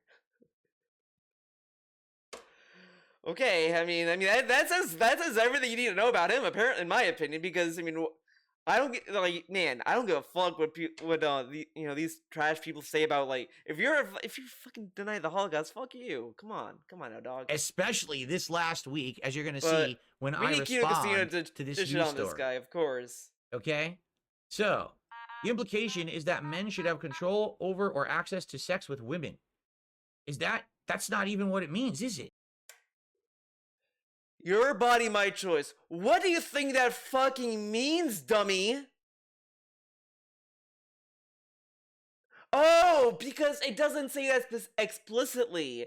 It's vague, so like it could be like, oh, your body, my choice. I choose your body to go up the stairs. Like, dude, come on. Because shut up. That's exactly what it means. Because like it's just the connotation how it's used. This dude really cannot understand context at all. Actually, I don't even think that's what his post means. I mean, it's equally stupid, right? Like his slogans are equally dumb to that, but I don't even think that's what he's saying, right? In his very disgusting nonsense, dude, that he says. But he doesn't watch him in any meaningful way. He doesn't know much about him, so how does he know what he meant by that? When it's just like obvious. I mean, like, come on. Fuentes' post had 35 million views on X within 24 hours. The phrase spread rapidly to other social media platforms. Yes, but not because people, oh my God, this is how dumb they are. It spread because it's so stupid. Don't you get it? That when again, like, you can spread something and say this is dumb, but it does eventually spread to the point where someone's gonna be like, oh, that's cool, and they'll believe it, which is a problem. Like, you can't just say it's dumb, guys, just ignore it, because eventually someone's gonna like take it and run with it. Like come on. When someone like Nick Fuentes says something this extreme, he's doing it because he wants attention. He's literally saying, let me say the most extreme stupid thing so that people will now regurgitate this all over the internet and I'll get attention. So mission accomplished. You're literally writing an entire article about it. So you're giving it more exposure. His nonsense doesn't need to have any seriousness to it whatsoever. What Kino Casino does, they make fun of the guy constantly. Again, like, it's spreading even without the article being made, because they're saying that this was spreading before they even posted this. Like this dude cannot like read between the lines or think about like the ramifications of something like that being spread to other social media sites and how people may run with this. Okay. That's exactly the extent that he should get. Ridicule for his stupidity. Not actually post it up and say people are like, does it say 35 million views, but do those people like it? Or did they hate it? Right? Like, what are you talking about? Do you even know? I mean, I agree. They No, should you're see just the spouting likes off because it random did have fucking numbers likes. by Francis It Wright's lit- think tank. It The literally had likes on that tweet, by the way. It didn't have like 0 likes. That I mean, come fuck are you on. talking about? Huh? Huh? Look at this. Women Look on at this. TikTok have reported seeing you inundate their comment sections. Yes, they're trolling you. We just talked about this a few So- weeks ago. So get a load of this, right? Because this is also misogynistic, by the way, because they're targeting women and saying that. Now get a load of this. Let's get this straight. When people troll DSP by saying, "Oh, you have gout, Phil. Oh, you're dumb, stupid, whatever, blah blah blah," that's harassment. He has said that people harass him and his family. But when people go after women specifically to saying that phrase and all this other stuff, that's not being misogynistic or at all, which is their concern, ironically. That's just they're just being trolled, guys. It's just for a laugh. Blech. No thought at all with anything. He doesn't think that. Why would these people say target women specifically with "your body, my choice"? Why women specifically? Like, DSP should think about it a little bit. He should chew on it and then report back about why would they target women specifically, and is there a certain word that we can like attribute that kind of behavior, that they're targeting a certain like gender or a certain like group instead of like everyone. Like, I don't see a lot of people say that to men. Just a lot of women. I wonder why. Oh, it's called internet trolling. It's called people want to elicit a response from a party to get attention for themselves because then they feel validated in their existence on this planet, whether it's good or bad. Internet trolling tries to elicit the bad response. You gave them the response. You're writing about it. Internet trolls put this stupid fucking thing on the internet, and now you're dumb and you're regurgitating it and you're giving And this is also a childish response too, to say, "Well, it's trolling, guys." Like, come on, man, grow up. the attention they want. This is exactly what happened with those nasty, mean text messages that were going around Again, weeks ago. he's ignoring the recipient of these things that are getting it and saying, "Oh, just ignore it, bro." Like, I mean, come on. That supposedly only black people were receiving, and they saw, oh my God, this is so racist. A troll got you, and you gave him attention. That's all this is. School districts sent notices about the language to parents. T-shirts emblazoned with the phrase were pulled off of Amazon. Oh my God. So why would you? So they sold merch of the phrase, and people like. I mean, let's not think about this too hard, guys. It makes me feel disgusted and infringed upon, like things are going backwards. Nothing has changed. Literally nothing has changed. Oh my God. We're all still here. We're all the same people. No Here one we is trying go. to horribly abuse women. No one has taken women's rights away. How since do Trump you was know elected. no one is abusing women? What the fuck statement is that? Literally nothing has changed. Nothing has We're all changed. still here. We're all the same people. No one is trying to horribly abuse women. No one is trying to abuse women. What about the people who abuse women? And again, he's gonna say, "Well, no one's reporting it." I mean, it's not an easy crime to report. Dumbass. It's not easy to get out of an abusive relationship. Like, this dude is a dumbass. He's a dunce. And they say, "Well, no one's trying to take women's rights." I mean, Roe v. Wade got overturned, which a lot of people said was a right for women to get an abortion and all this other stuff. Like, come on, man, come on. And there's so many states that are teasing the idea that want to have more restrictions on abortions anyway. Like, these things are affecting women. No one has taken women's rights away since Trump was elected. It hasn't happened. You're living in a fantasy world. But it has to be the extreme of, like, they have to take away their right to vote, because that's the only right that matters in DSP's head, apparently. Even though, like, they should also have the right for their own autonomy, because they're people and they have to do all kinds of stuff. I mean, there's a lot of things going on here, man. And you got to stop. You got to wake These dude up needs to go back to and school. smell the roses, smell the That's what I'm coffee, saying. smell whatever, smell something. Stop smelling Nick Fuentes' bullshit out of his ass. Seriously.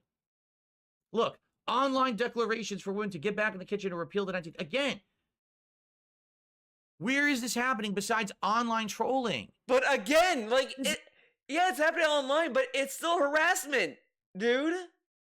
But you know what? This dude has had so many fucking podcasts, pre-streams, rants, like, You should be held accountable for what they say about me. Me.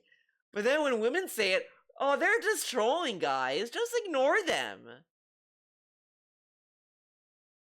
This dude had a meltdown for being called cringe.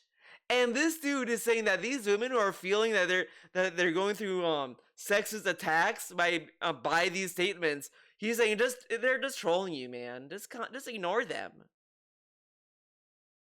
This dude who got so mad for being called cringe is saying this.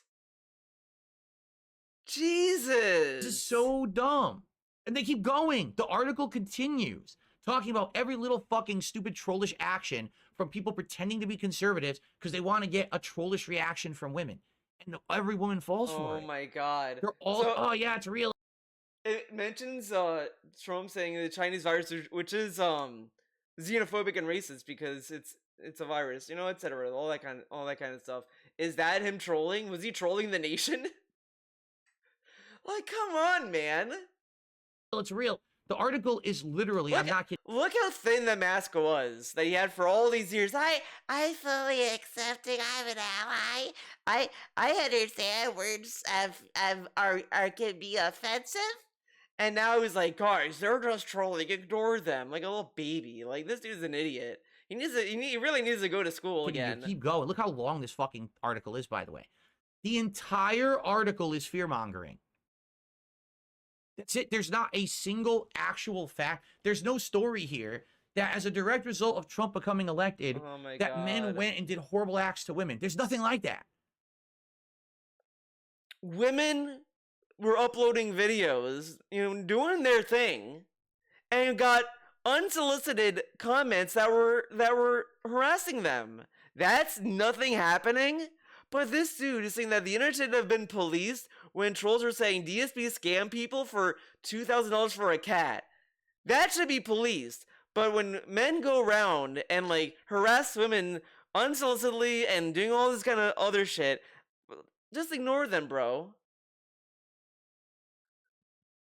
Oh man, dude, this dude is he's on something. It's just online posts and Nick Fuentes. That's it. So after reading this whole article, because this guy is married to the idea that whatever happens on the internet isn't real, which is kind of wild when he just talked about how like we should ban 16-year-olds from the internet because of pedophiles, but I thought everything on the internet wasn't real. Okay, I couldn't fucking believe it. This is a real, supposedly reputable news outlet, and they literally posted. You know what, he says this, but he keeps reading news from it. It really makes you think. Giant article of fear-mongering with no actual factual evidence to back up anything they're saying. Yeah, all these women, nasty online behavior. There's no evidence. These fucking women saying things. I mean, whatever. Let's just not ignore it. Let's not listen to them. I am not sexist, by the way. There's no sexism going on, but we're not gonna listen to the women in the article. They don't know what they're talking about. That's it. That's literally it. Okay, so I responded to the tweet where they posted this article up on X and proceeded to ratio the living shit out of the post itself. An entire story about a manosphere, and the only example you gave was Nick Fuentes, someone who literally today it showed other like examples. He just said it didn't matter because it was all internet stuff. Basically. Had a sex video with liberal streamer Destiny leaked on the internet. He's a clown and no one with a brain listens to him. News should not be shameful fear-mongering. Oh, man. Now, of course, the Nick Fuentes defense squad responded claiming that the video's not him, although it's still up for debate. But still the whole point is so it's whatever. Nick Fuentes is a clown. No one's taking the man seriously. I There's love tons that him being the clown is like the bigger issue and not him being a white nationalist. I just want to like highlight that part of it. Like him being a clown is a bigger deal than him being a Holocaust denier and a white nationalist. I think that's a little he got his priorities straight. That's what I'm saying. He knows what is important in his life. of people out there who talk conservatively about politics and culture and life who aren't clowns like Nick Fuentes. There's no reason for anyone to take him so seriously to then write a ginormous, stupid news article that's But not news. But it's talking about people's reaction to that post and how it spread around and it affected other people. That's all it was talking about. But okay, all right. Let's not listen to what women have to say. They're stupid, right, guys? literally all fake news. It's literally just fear-mongering bullshit. So they deserve to be ratioed. In fact, this kind of article, I hate to say, is harmful because here's why. Women may not know about Nick Fuentes. They don't need to know. He's a fucking loser. All right? He's a grifter no one. He doesn't need to Yeah, but exist. like again, these statements are being echoed around. Even without this fucking news article being posted, it's still spreading around. And come on. Doesn't need to have a following or any attention given to him. Come on. A woman may now read this article and be like, oh my God, this is happening. Now I'm panicked. Now I have to worry about this. No, you don't. Real men aren't doing God. this. Real men are Real not doing this men. activity to women right now. How do you know? I get what he's saying. If you abuse women, you're not a real man. That's like I don't know, like a superficial statement, because it's at the end of the day, who like if you're abusing a woman, you're abusing a woman. Like, come on, misogyny does not care about behavior. It's just, hey, if you're abusing a woman and you're targeting a woman for being a woman, there you go, there you have it. Okay, we're not. We have no interest in ruining women's lives. We have no interest in How does he know that? How can he speak for the entire population of men? Like, come on. At some point, you have to understand that there can be people who unironically follow Nick Fuentes. This dude is sitting there like, well, he's a clown. DSP, you were a clown, you have unironic fans. Like, this dude has no perspective on anything. About anything. taking your rights away. We don't care. How do you know, You know, that? men, How do you know that when you had people who are like, oh man, I'm so glad Trump installed a conservative Supreme Court justice to overturn Roe v. Wade and all this other stuff. Like, there are people who like that about him, and that's no interest in like taking women's rights away. Okay. who voted for Trump wanted a better life for their families and the people in our country. We saw that the last 4 years didn't go And so again, well. we're because- still talking about this as if like everyone who voted Trump had that mentality. Again, I'm sure people who voted for Trump thought that way. I'm sure that's the case. Not everyone has like a lot of people have different opinions and different reasons to vote. That's like the bottom line. And this is just highlighting that some of the people who voted may have bad intentions and all this other stuff. And if you're not one of those people, that's not what the story's talking about. Like, come on. because the Democrats were in power and people felt that they did a poor job and they voted in Trump. That's all it is. No one said, now I own you and your body and anything. This doesn't exist. It's a straw man argument made by these idiotic online content creators like Nick Fuentes to try to rouse up attention for themselves to grift and make money. That's all it is. This is not, there's no real movement of this happening right now. There's no big state. When Trump won, immediately the next day, were there all people in the streets saying, yeah, now your body is my choice. Oh my No one's God, doing man. this. So we Like, have to stop with fear mongering. Right now, fear-mongering. we have to stop trying to give these people attention and stop writing articles like this because this hurts people. This kind of article can actually hurt way more than anything Nick Fuentes has done because we know Fuentes is a clown, but this actually empowers him.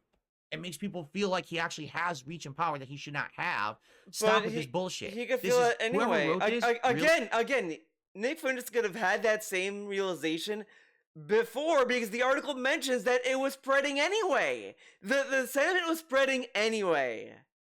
this article from King 5 News isn't going to verify or validate the movement.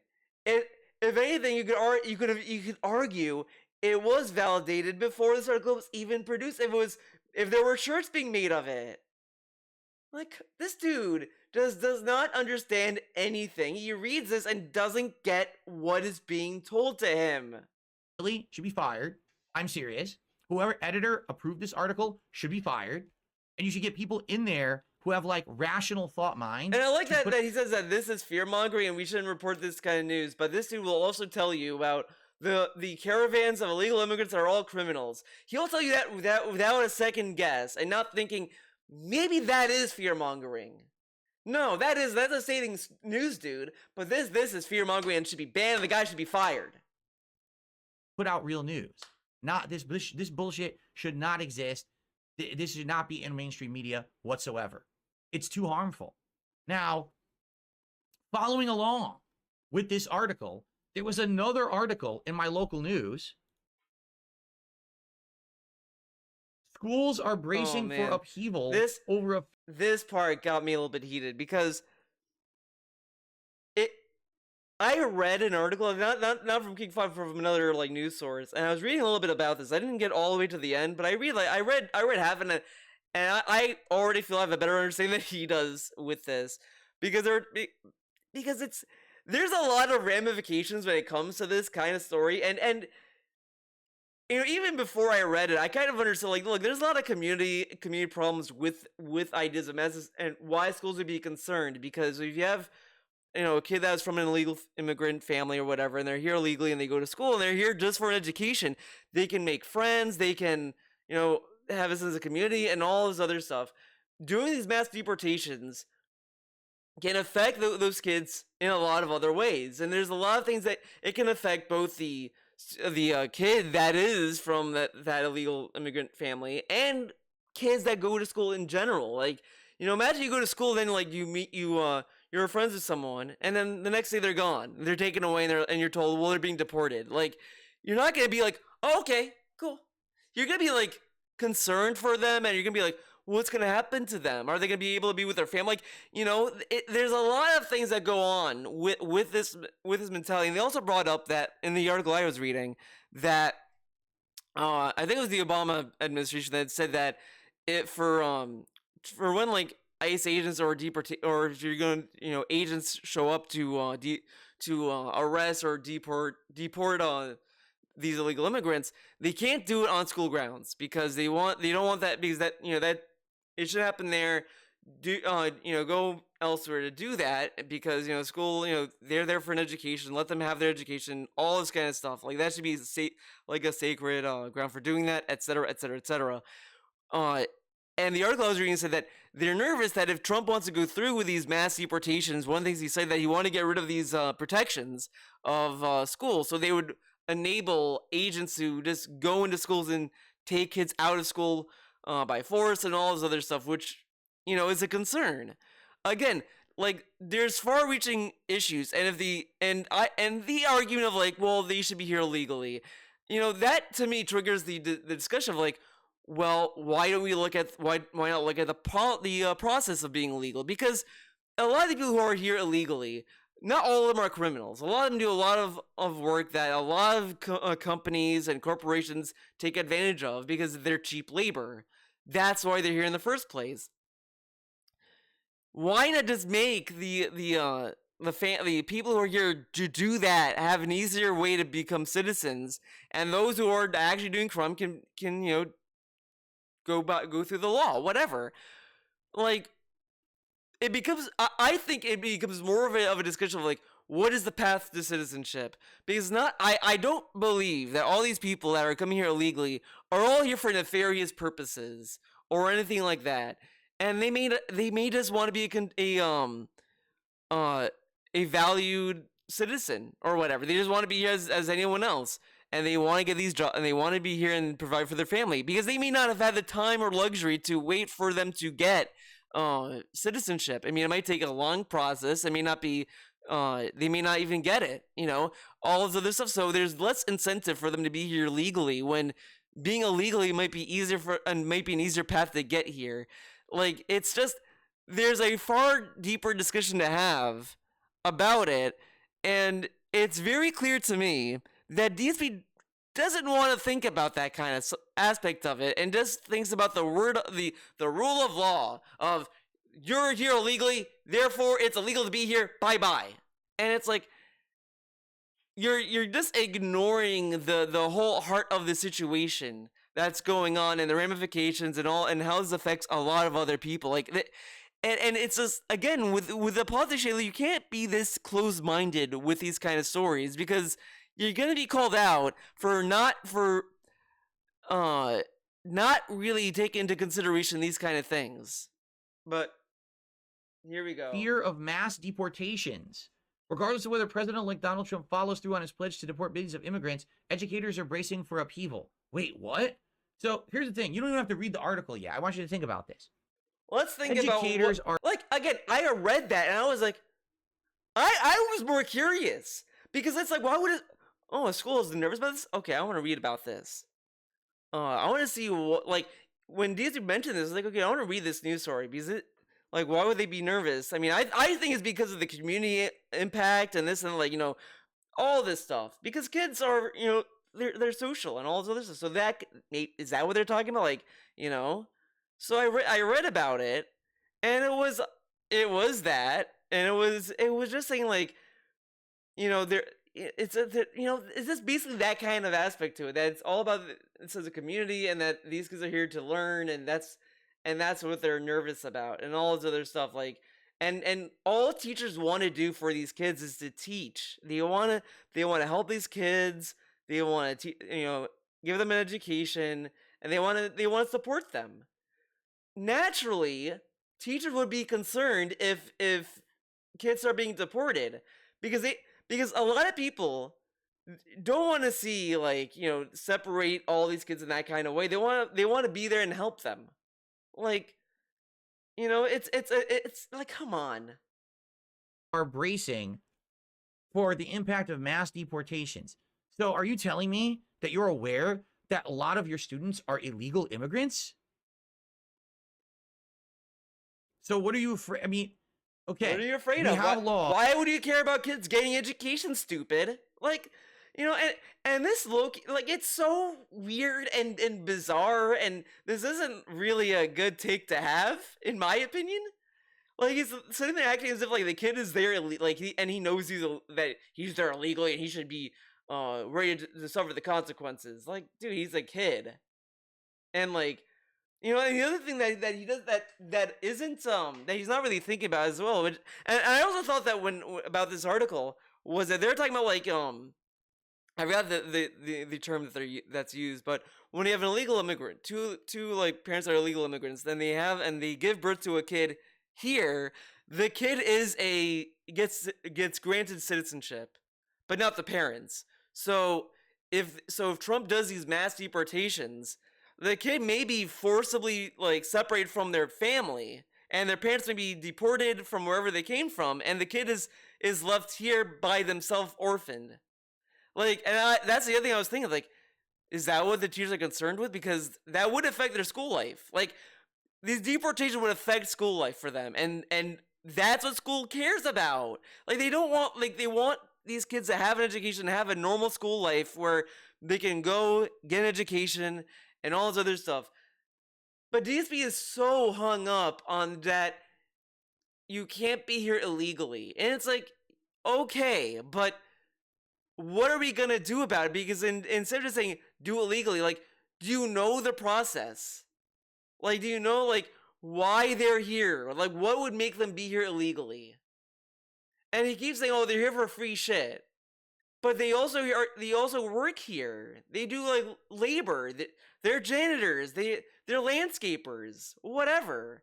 Like, they are not just here for free healthcare and free food and this and that. Like, and I always think it's, like, kind of callous to be, like, this stingy about stuff. Like, we're all here on the fucking planet, and why like, if they're here just to be productive members of society, let them be here. If they're here to, like, doing bad stuff, then sure, the law can handle that. But if they're here and they're just here just to work, and the kid is here just to go to school, like, why not just make it so that they can have a direct path to the citizenship? Because they're not here for any other reason. But DSP doesn't think about these issues. He never once asks that kind of question. It's just, it's illegal, period. And it's like, this isn't like it's a very like simple-minded attitude to have that a child would have. Like, if he was like 12 years old and he was saying this, it's like, okay, you're 12 years old, Timmy. You're not gonna know the ramifications of this necessarily, and I wouldn't expect you to. But he's 40 years old. At some point, he's gonna have to like realize something about. But why would people be here illegally, and why would they want to come to America in the first place than just for free stuff, right? Laws, we have practices in the United States for a reason. We just haven't been enforcing them. We have a way that people are supposed to come to our country and become U.S. citizens. If we didn't have that process, you know what I mean? Then I could understand, but we have this process. This is what's supposed to happen. People have been ignoring the process. But what if the and process coming in here by failed? the millions. Like, again, what if the process has failed these people? Again, like, a lot of people had to leave in a hurry. Like, you think of people that are in war-torn areas have the luxury of waiting to be a legal citizen? Like, come on, man. And basically populating the country and getting things out of it, like government assistance programs, free schooling, things that people's taxes, U.S. citizens' taxes are paying. Again, I would much rather my tax money, go into schools, healthcare, stuff like that. Instead, it's going to bombing people, into weapons, and this stuff. It's like, I don't have a say in where my taxpayer money goes, but I would much rather have it go to education and all this stuff that people can actually use. Okay, man. For, you're getting for free, but you didn't bother to become a citizen like the rest of us. So you broke the law. Now the government is saying, we've decided we will now enforce the law. Panic mode. Well, wait a minute. But again, as I said, the Obama era said that they can't arrest on school grounds. They can arrest out of school grounds. They can, like, whatever, but they can't do it on school grounds. And I think that's a good decision to make, because it's a school with a bunch of kids, and come on. And it mentioned that they're nervous that they're going to repeal that and undo that, and it's just going to do that, and it's going to hurt the community as a whole. Like, again, this isn't affecting just the immigrants. It's affecting everyone else, because, these kids just happen to be social guys. I mean, get this, right? Kids make friends, and they're going to inevitably care for if something happens to their friend. Like, so you want everyone to be cows? Oh, you're an illegal immigrant? Okay, bye. Like, come on. When you decided to come here illegally and you haven't taken the steps to become legal, that's the risk you took. But what if they had no chance? Like, what if they weren't being granted an asylum? What if they couldn't, like, wait to go through the process? What if the process is taking too long for them? What if it failed them? Like, what if there's all these hurdles for them to get to that legal citizenship, and it's like, well, it's just faster, I just go there, and I can just do cheap labor, because these companies want cheap labor. Why not, right? Like, there's a lot of issues here that he's just not really, he doesn't understand, or even know. He doesn't even know, because he's gonna say, I guarantee if anyone brought it up, he would have said, well, that's not what we're talking about. We're talking about schools. And it's like, dude, this is a very deep implication. And that's the one that you understand very quickly about a lot of these stories, that it has a lot of far-reaching effects in more ways than just what you think sometimes. That's why you have to read the article, think about it, and then maybe read it again, I guess. Like, come on. We're hoping no one would notice. But now people are noticing. People are seeing negativity around them. They're seeing things that are affecting them and their families negatively as a result of open borders. So you want to blame someone, You blame the government people that let you break the law. This is insane. He said because he's gonna keep saying how like Biden has said it's open borders. He never said that, and all I've heard throughout his administration was either one of few things.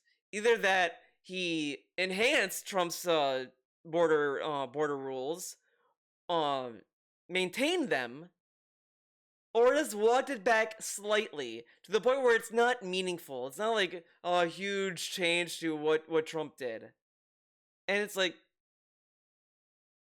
so what is the open policy? I mean, whatever. I mean, I'm sure like a lot of people have different opinions on that, but it's still like, I still think it is still kind of like nonsense that this dude is not thinking about the ramifications of this, or why are people here illegally in the first place, the process of being a citizen. Like there's a lot of stories with these immigrants, and he has no interest or care about that perspective, and just thinks you're here illegally, end of story. And it's like, at some point, like crime and all these things are all tied to systemic failures of a system, and that just is what happens. And that's why people want all these changes to go through, because it's like, look, something needs to change to give us a better system.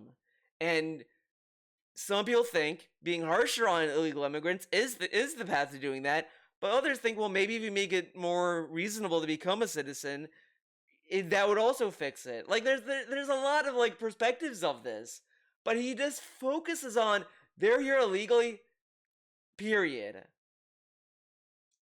You don't blame the people who actually want to actually enforce the laws that are in place.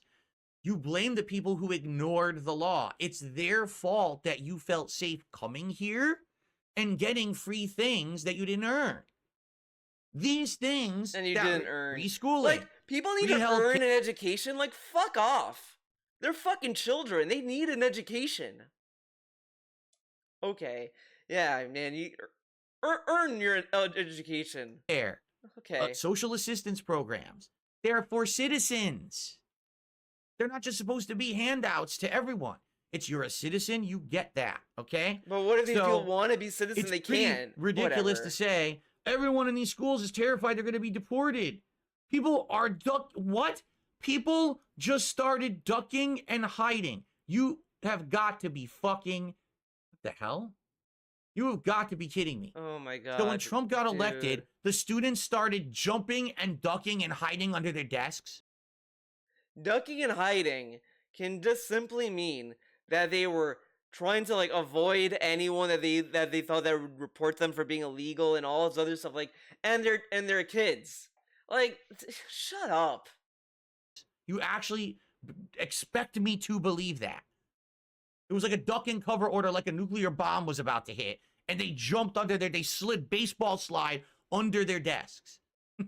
Man, this dude's a piece of shit. Okay, Like, right. Because the article I read, I mean, this is a whatever article, but the one I read was mentioning that they would duck from officers because they would just not go to school, and they were saying like they would send an officer out because they, like to say like, oh, are you avoiding school? Are you playing hooky? That kind of thing. Like that's why they would send them out in the first place, and they would avoid them because they would think that they're going to be deported.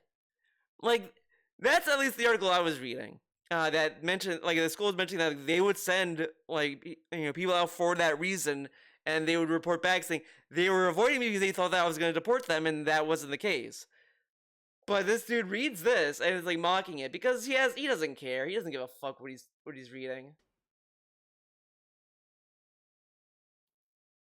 So, if you could constantly threaten people with the possibility of mass deportation, it really inhibits people's ability to function in society and for the kids to get an education. Well, yeah. Again, ignoring the multiple factors of this. Again, he has no thought on the communal aspect of schools at all. Like that, because he's gonna say, well, yeah, because they're illegal. But these kids who are legal citizens can make friends with someone who's illegal, and then they get deported. and they're gonna be upset about it. Because again, if I had a friend and I went to school with them and I was close friends with them, best friends with them, all this shit, and I'm told the next day that he's not here because he got deported last night, I wouldn't be like, oh, okay. Like I would be upset about that. Anyone would be upset. Imagine your best friend would be deported the next day. Like, you're not gonna sit there and be like, oh, okay, man.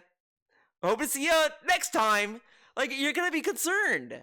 Because no one is gonna be, like, emotionless when their friend something happens to their friend. Like, I would just love to ask DSP at this point, if Kat was an illegal immigrant and you marry, and well, I guess you couldn't marry, whatever, like an illegal immigrant, would you not marry her? What about that? What about that?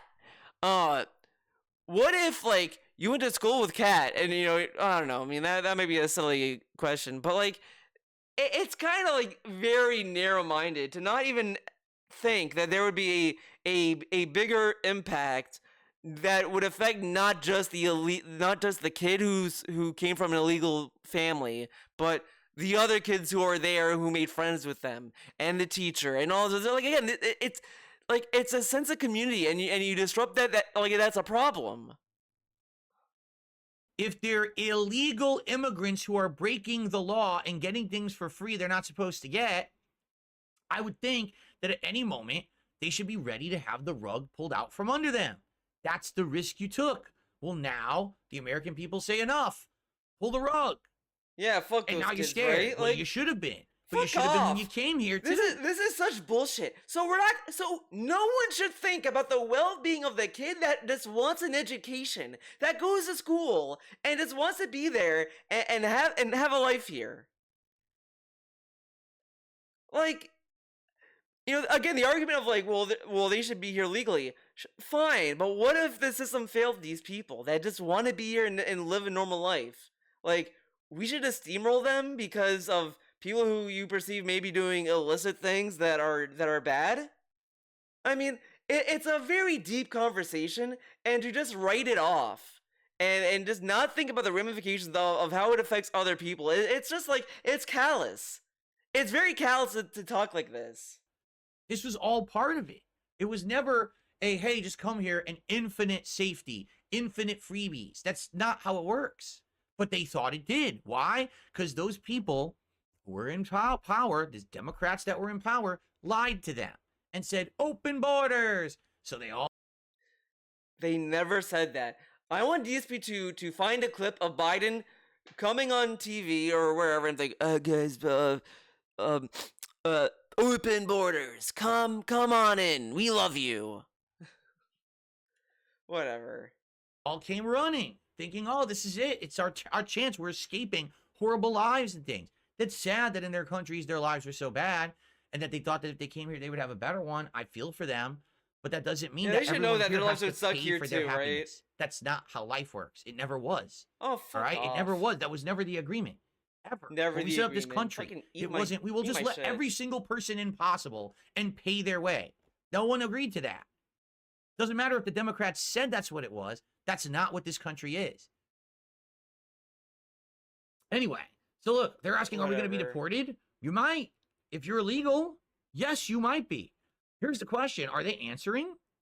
Or when your student is actually answering that or asking that, I hope that they're answering. Yeah, you might be because your family's here illegally. And, you know, basically you're in violation make of our the kids laws. cry. I and mean, you might be this is so thrown out like because you're criminals. he should not have done this news story. Like I would have much rather him read a story about like and like something else. I mean, this is not a good look, man. Like this really makes him look very heartless and cold. Like fuck off. Imagine if like fuck off. Just shut up. Doesn't matter that Mr. Biden said or President Biden said it was okay. You were still breaking the law. I can't Any believe moment this the book dude. could get clapped on you. And now it looks like it might be. Yeah, I don't know What what about else your to bankruptcy? say. I mean, You there's know, really he not. says this, but he filed for bankruptcy, and the taxpayers pay for like a portion of the debt, right? Like, fuck off. He'd had 14 credit cards that he didn't have any intention of paying, honestly. I'm just gonna go, I'm just gonna spread, nonsense, right? What if, Theo theory, he purposely got 14 credit cards with the intention of never paying them back so he could file for bankruptcy? What about that? But I don't think he would like that insinuation, right? Because it wasn't great, whatever the fuck. But that's the risk he took. Like, dude, come on. And I'm like, you want to be productive members of society. People should get an education. Education is important for people. Anyway, our taxes should pay for everyone's education. I'm sorry. Like, citizens, non-citizens, whatever the fuck. Because education will only benefit society as a whole. Like, shut up. What? All bets are off. What do you mean all bets are off? Trump wants to enforce the law. All bets are off? What? So, wait a minute. So you're admitting you gambled. You're admitting you gambled when you came here. You gambled with your lives. By the way, this is, I think this is a statement from, like, someone else. He said, all bets are off. With Trump, said Balderas, who is also president of the ASSA. Yeah, ASSA, the School Superintendent Association. I don't think that's an illegal immigrant. I think he's a citizen, DSP. I think he's a citizen that said that. Gambled with your safety. You gambled with your entire family's futures. He really knows how to read. When you came here and you saw, to get something for free, you gambled. Well, the people here realized that all this was happening and don't want it anymore, and now what's happening is ouchies. Ouchies. That's what's happening. This reaction is so fucking tone deaf. He's reading a story about kids and the effects of mass deportation. He's like, ouchies. And this is like, fuck off. Like, fuck off. This is not a good look for him. And this really makes him look so much more of a shitty person, in my opinion. Like, this dude is such a piece of shit. He's done this politics channel for 4 weeks. And my opinion of him it's just in the toilet. And that's being generous. Just, like, belittling people's concerns about an incoming president, which people can have. People can be fucking concerned about someone that they didn't vote for, they didn't like, coming into power. Anyone could be concerned. People were concerned about Biden. People could be concerned about Kamala Harris. Anyone could be concerned about anything. But people were concerned about Trump, and they had reason because he had a first term, and they didn't like what he did back then, and they were concerned then. He belittles their concerns, says, oh, they're stupid, and this and that, and then he goes through this, and it's just garbage. This dude's political content is garbage and trash. This dude is a piece of shit human. This is a very delicate issue. Well, here's the problem. Here's the real problem. Okay. He read delegate, so he's like, oh, okay, to pull back a little bit. But let's see what the real problem is coming from this guy. Is that all of these people who have come here were lied to? That's the problem. That's really the problem. They were lied to. They were told it was okay. They were told open borders. They were. Okay. So it's the government again's fault. Not these corporations that benefit from hiring illegal immigrants for cheap labor. That's not the problem here. That's not the sad situation. It was the government's fault for that. Oh, okay. We're told, come, the land of milk and plenty. Fuck off. But that's not really what the United States is, nor is it what it was set up to be. They were lied. The Statue of Liberty said, like, what didn't say, like, we take in, like, send us your sick, your whatever the fuck, like come on. And we're a land of immigrants. Okay, whatever, lied to by a group of people in power who had a very, very sadly exploitative and malicious agenda when they... And this is also kind of malicious too in nature, that he's saying that it's exploitative and malicious to accept illegal immigrants to come in and go to school. For it to be malicious and exploitative, what are they exploiting? I mean, I guess it's a roundabout way to talk about cheap labor, but they were doing that even before the Democrats even were in the office. I mean, they did that even when Trump was in office. I mean, come on. He told them that. So they came here believing everything they were told, and now reality might clap them in the face. You know what I'm saying? So, yeah. So do I feel bad? I do feel bad that they were duped. I absolutely do. Oh But man, the like only people who should be held accountable are the people who lied to them. Not everyone in the country now must suffer and But pay. what does that mean?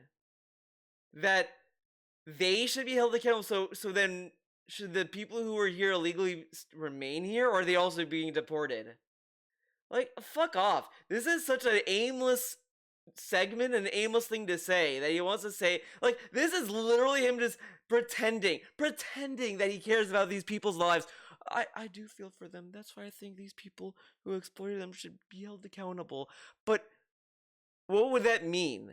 And how can you prove that Biden, specifically Biden, or other Democrats have lied and made these empty promises to them when the most that they said was that, like,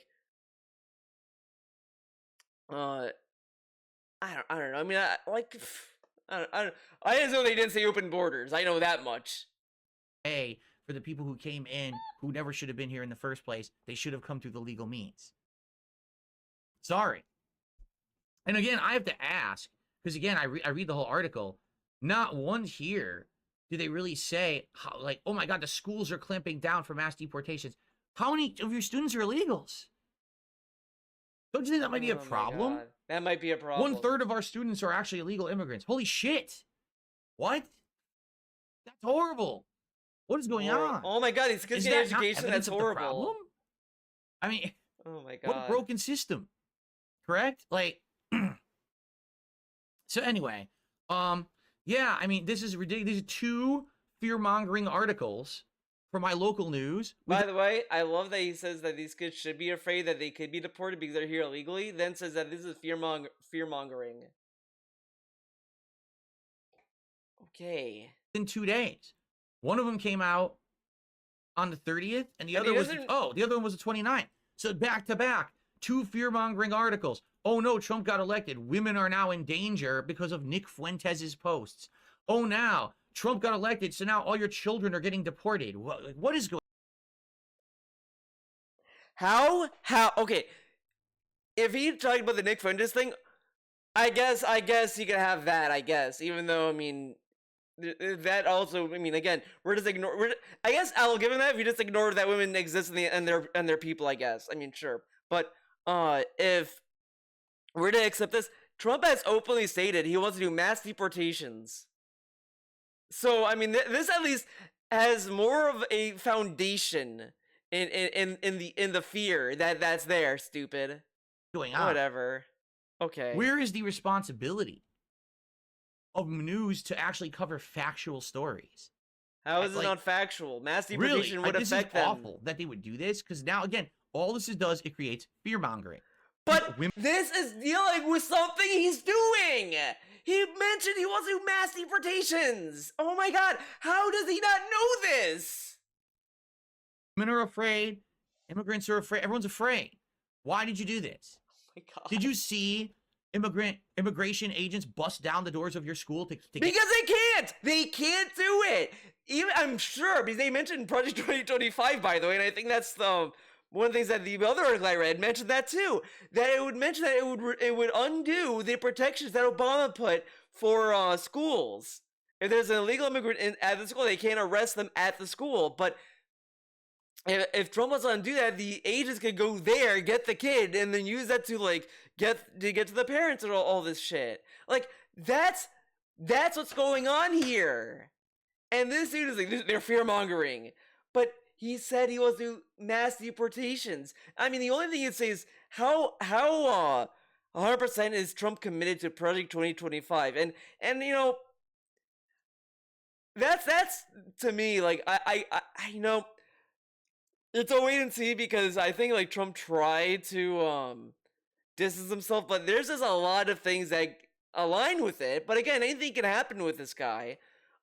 So I'm not 100% like committed that Trump is gonna do everything in Project 2025. He could do some.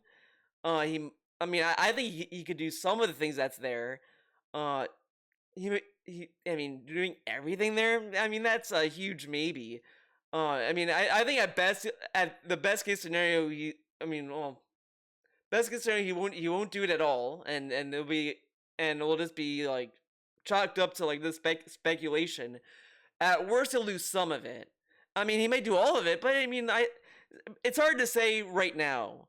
Uh, so we'll see in the next 4 years if anything's gonna come of this, because there's a lot of stuff there that's, you know, where the money came from. This because the Heritage Foundation also worked with the Reagan administration as well. So I mean, there's a lot of things here at play. But again, as I said, I'm more curious to see the what's gonna happen with it, because anything could happen. I mean, Trump is a wild guy. But we'll see. We'll see what happens with that. But that's what it brings up in the article, and that is something to be concerned about, because a lot of these agents would probably target the kid to get to the parents, and a lot of people think that's exploitative and all this stuff. But again, a lot of people are also would probably say, "Who cares? They're illegal immigrants and all this other stuff." But they don't care about the human aspect of this, the impact it has on the community, or any of this, because it's just they're here illegally, and that's like such a cold outlook to have on this, when it's like there's a lot of like things at play here. So that is my issue with him talking about this. And that's what kind of pissed me off, because it's like there was no hint of like even care about it. Get kids? Like, when did this happen? If it didn't, what are we talking about? What's the purpose of this article exactly? If it's not facts, if it's not something that's happened, why are we speculating about horrible horror movie fantasy shit, right? But this didn't become The Purge, people are out in the streets murdering each other. This isn't what's happening. Stop writing these fucking articles. Stop. Get some responsible people in there to write real news, because all you're doing is you're hurting the American people when you lie to them directly about this kind of shit. You get them scared about something that's not going to happen, or very well won't happen for a long time, and maybe there will be ways to prepare for it, But writing these articles is not helping a damn thing. All it does is scares people, and it's pretty disgusting, quite frankly. But he said they should be scared. In my local news. Oh my god, this guy, man. So, this guys, fucking guy. We're about an hour into the show. I want to say thank you. We got a single tip here came in, a $3 tip from Puffy Nipples. You think Trump's plane in mass deportation is a good idea? I think he meant to say plan. No, those are really good for the economy. Who do you think is going to work at a slaughter shop, roofers, picking fruits off trees? We could easily talk about that, and it would be a very lengthy discussion. It would be a lengthy discussion. Let's not talk about that. Okay. But I feel like that discussion is going to come up soon if Trump goes through with this. We don't know people have already discussed about this, so though. I say let's save that discussion. I remember seeing articles about this when that weeks happens, ago. Because I have a very good line of thought on that. Oh, let me guess. They should hire, like whatever. I mean, it's like, is he going to say that those people taking those jobs should be granted citizenship, which he could have said in this story, because it's somewhat relevant, I'd say. Or he's going to say that, well, they shouldn't be hiring illegal immigrants in the first place. They should be hiring citizens and this and that, ignoring the fact that if they did that, it would be expensive to do that, because guess what? They'd have to pay like higher minimum wage if that's the case, or whatever, compared to what they're paying them. There's a lot of other things that he probably wouldn't like the answer to have no solution to, but okay. For sure. And that's something that definitely we could do in the future, but there's just, with all the stuff we're talking about tonight, with more stories coming up, we don't really have a big amount of chunk of time to talk about it tonight. Okay. And it's funny, right? He mentions how all these people that in Australia, that all these people would pass laws and not do any due diligence and lay the groundwork like the Democrats, right? But when Trump mentioned these mass deportations, he had no plan. He has no plan to fix the holes that's going to happen if he mass deports all these immigrants that are doing these low end jobs. He has no answer for that. But okay. Mm-hmm. All right. So, folks, thanks for watching, and I'm going to split the part. This is actually just my personal archive for me to clip. If you don't take one, the next, you've got a long way to go. Here we go. Okay, I think the next one I want to say is Hunter Biden thing. I kind of don't want to talk about that. Not mostly because I'll just give you my stance on it, so it's a little bit more clear where I land with it. I think as a father, Joe Biden pardoning his son, I can understand. Like, if you're a father, you'd only want to protect your son from all kinds of stuff. So I think as a parent, I can understand that. Uh, but in the post, like Biden brings up like that he thinks that Hunter Biden is being politically targeted and this and that, and you know I think to a degree, I'd only to me I kind of feel like that amongst voters was being a target for contention, but it doesn't help his case when the Democrats have used it as their campaign. Like they did mention, oh, Biden would never do this. He's gonna abstain from the court of law. He's gonna let Hunter be tried as anyone else. No one's above the law, and this and that. And I think that, and it's like, yeah, we agree with that. And then he pardons his son, and it's like, I understand as a parent and this and that, but if you're gonna make it a big point of contention to say that you're not gonna do it, to then just do it, it's like it just hurts a lot of people's belief in the legal system as it is. And this also, to me, has a bigger issue that goes on because I believe that Hunter Biden was found guilty of doing cocaine, for example. There are tons of families and tons of people who got caught with cocaine, be it selling it, doing it, whatever. Are they going to be pardoned too? No, they're never going to get pardoned from the president, but Hunter did, and I and that I think is the true unfairness is that the average citizen will never really catch a break in anything, but these people who are in these kind of positions can easily catch breaks. And it's the same thing with Trump when he got all of his court cases either annulled or indefinitely suspended or whatever, all these things. It is like, well, so he's above the law then. You're going to let him run the presidency with all these things. Like, I think both aspects is kind of fucked up in just the legal sense. Like, because again, it's one thing if like, hey, Trump went through all these court cases and this and that, whatever. But they just suspended it, and he may not even be tried for the things that he was brought in for. Depending on and I'm not even focusing on like if you think Trump is guilty or not. That aside, he had all these court cases pending, and then they all got indefinitely suspended the moment he became president, and that to me is like. I think that is a problem. Like, no president should not be able to like not be held accountable for what they're being accused of or getting court case for. And Hunter Biden should be able to go to court like anyone else and not be able to be pardoned. I mean, again, I understand as a father that Biden would do this for his son and his concern, but it's a very like weak president, and it just makes it more of an issue. And I know a lot of people are saying, well, now Trump can do this for the January 6th people. He was going to do that anyway. He said that even before Biden even pardoned him. So I just think the system itself is already kind of flawed because you have people that are willing to do that anyway. So I just have a fundamental issue with this kind of behavior anyway. The issue I have with ESP talking about it though is when he was going over the Trump cases, he kept acting as if these are all politically charged and they put him on suspension, and he was like kind of like celebrating that fact and kind of like rubbing everyone's nose into it. But then when it became Biden's turn to be in the same position, he didn't want to acknowledge maybe this is also politically charged. Maybe Biden was right about this, and he didn't care about that. He was more like concerned about Trump's case being politically charged, but belittled Biden's concern for the charges against Hunter to be politically charged. So if DSP's big concern about Trump was that those are all politically charged, then why doesn't he feel the same concern about Hunter's situation? Like, he says he obviously has a bias, but then he doubles down on like, well, I think both sides should be like held accountable. But you've shown very clear like annoyance, I guess, that the Dems held Trump more like they went after him more about this. He called it a political like assassination almost with this.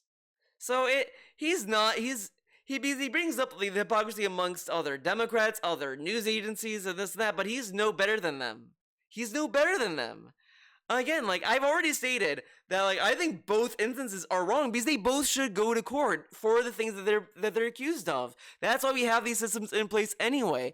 And to get all those court cases suspended, to get pardoned, is an insane lucky break for people that anyone else would never catch these kind of breaks in that meaningful amount of time, unless it's very specific circumstance. So I do think it's a little unfair in the system that these people can get away with that, and that to me is a problem.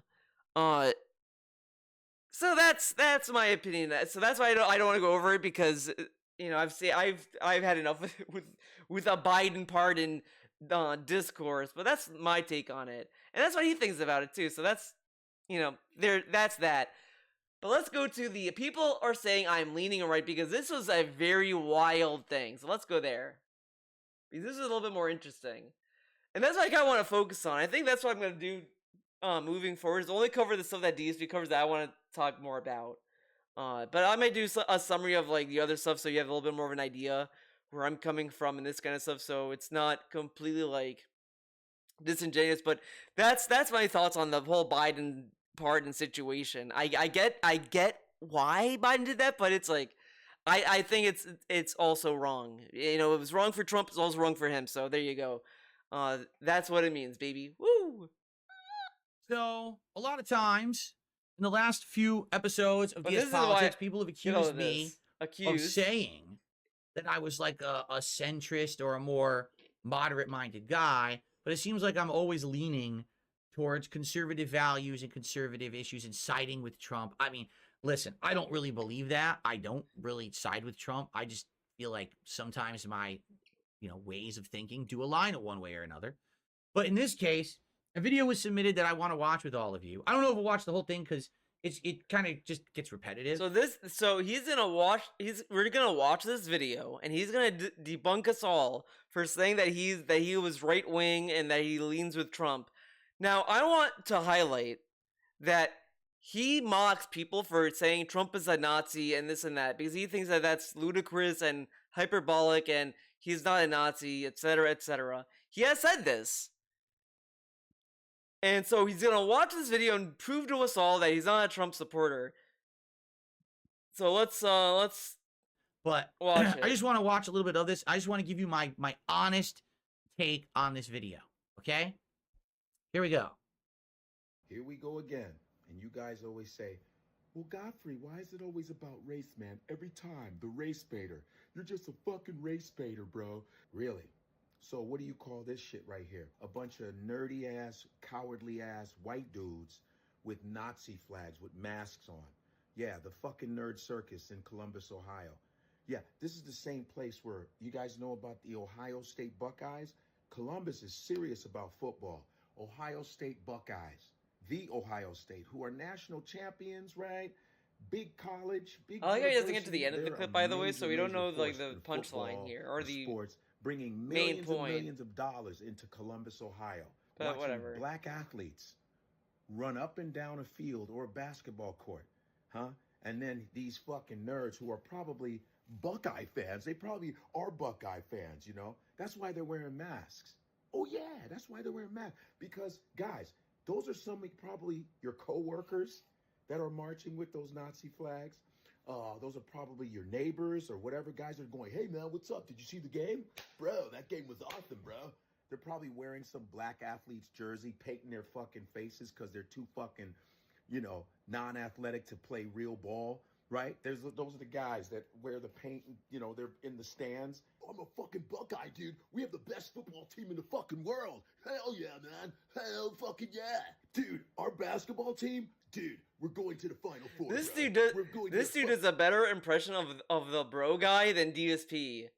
DSP is like it's just really weird. This guy gets it. He gets the mannerisms better than DSP. fucking Final Four, bro. Ohio State, man. Those might be the guys. I don't know. So So here's what I have to say about this, because it is repetitive, and he is kind of talk a little bit in a circle about A this. circle. So here's the deal. All right. Those All right. people marching below are cowards. 100%. All right. Okay. First of So, all, so I would- again, how is this debunking that he's not a right wing? He openly stated that Trump was not a Nazi in the past. So, is he saying that he is, or that the Republicans are Nazis? But he said that they weren't.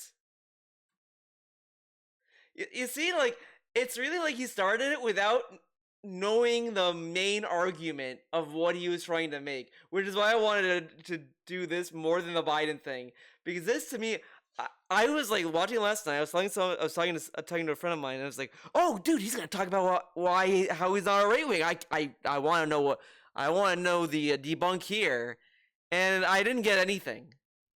There was no real pushback or like, "Oh, he isn't." It was just like, what? Like, this doesn't really mean anything. The most you could say is that he's not a Nazi, but then like, he says a lot of weird things that really made me scratch my head. So let's let him go. guarantee you that those people wearing this Nazi garb, the Nazi flags and all of that, they probably don't even know what the fuck that means. They probably have no clue. They actually didn't research the Nazi ideology. They don't actually know These what the people would know, belief right? system of that party Maybe, was. you know what? To- Maybe that's what it's. He knows that they're not because he knows all about it. He did all the research. them, this is like, hey guys, let's go out and let's get noticed, right? This is our way to get attention. Okay. I think it's attention like this though. To them, this is their. Why would they want to be known waving a swastika though? Like, why would? Oh, okay. And they want to be known, but they want to hide their identities. All right. This is their way. Hey, it's our parade, right? It's our pride parade. In their way, this Oh, is Nazi man. pride, Nazi pride parade. Nazi pride But I parade. guarantee you, probably what they're really trying to Oof. say is, oh, we just don't like certain groups of. They just want to. Okay. It's our pride parade. In their way, this is Nazi Listen to pride, this. Nazi pride parade. They don't know what it means to be Nazis, but this is a Nazi pride parade. Okay. But I guarantee you, probably what they're really trying to say What they're really trying to say is, oh, we just don't like certain groups of races of people, or we just, we think that white people are supreme or something like. So then they're Nazis then, because a lot of Nazis share these kind of same thought processes. So when will I say when will the revelation drop that he doesn't lean to the right, right? Because all he's saying is that he's criticizing these people mostly, and saying that they're not real Nazis, and saying that they're white nationalists or white supremacists or whatever. But that's not Nazism or whatever. That's not really disproving you're not Republican or not. I mean, of course, not all Republicans are all like Nazis. There's a lot of extremes on both sides, but whatever. You know what I'm saying? I mean, come on now, dog. But he's just saying this, and it's like, what does this have to do with this is gonna prove that I'm a centrist and I don't lean one way or the other. I'm not, and people are saying that I lean to the right, and I'm gonna debunk it with this. Where's the debunk? Like, it would have made sense if he was like, that if he told that he loves socialized healthcare, or that he loves that our taxes are going to education or whatever the fuck, but he clearly doesn't because he complained about that earlier. Like that, but they don't actually know what they're marching for. They have no clue at all. They're just misinformed idiots, probably fucking misanthropes who got together on the internet, like everyone now, got together. So they do this because they're saying this thing, but they probably don't know. What? Did he watch this and not know what he was watching? Together on the internet, okay? And they came together. This is the only way they can get any kind of attention or recognition in their lives, is to dress up in costumes and march down the street and pretend like they actually represent this truly heinous ideology. This actually blight on. Oh, this is it. Because he's gonna say Nazi bad, which, I mean, what a take, bro. Wow, so brave. But that doesn't. Again, you don't have to be pro-Nazi to be a Republican. Like, come on. Like, again, not everyone who voted for Trump is a Nazi. Obviously. Like, this dude is so stupid. Humanity. Something that when it happened is now going to scar the very human existence forever. Something that we should never forget ever happened for fear that it ever reoccur. But to them, it's party time. Look, I'm wearing a Nazi costume. Look, we go, oh, look at this. We're cool, right? But the reason you can tell that they're cowards is actually, I agree with the guy who made the video here. They're wearing masks. All right? If you truly are of that ideology. It's so wild. I want a party. Let's just put on Nazi costumes. I mean, if that's what you consider having a good time and partying, maybe you are a Nazi. You're just an ignorant one at that. I mean, come on, man. If you truly believe in all those things that the Nazis believe, take the fucking mask off. Man up and tell the world how you really feel, because if you're going to march down the street, you do it for real. You don't hide your identity behind a mask. That's the cowardly way to do it. You know? So what are they actually doing? All they're trying to do. But a lot of people, like, do this because they know that, like, Nazi is still, like, not widely accepted. So obviously they want to hide their identity so that they can maintain a job.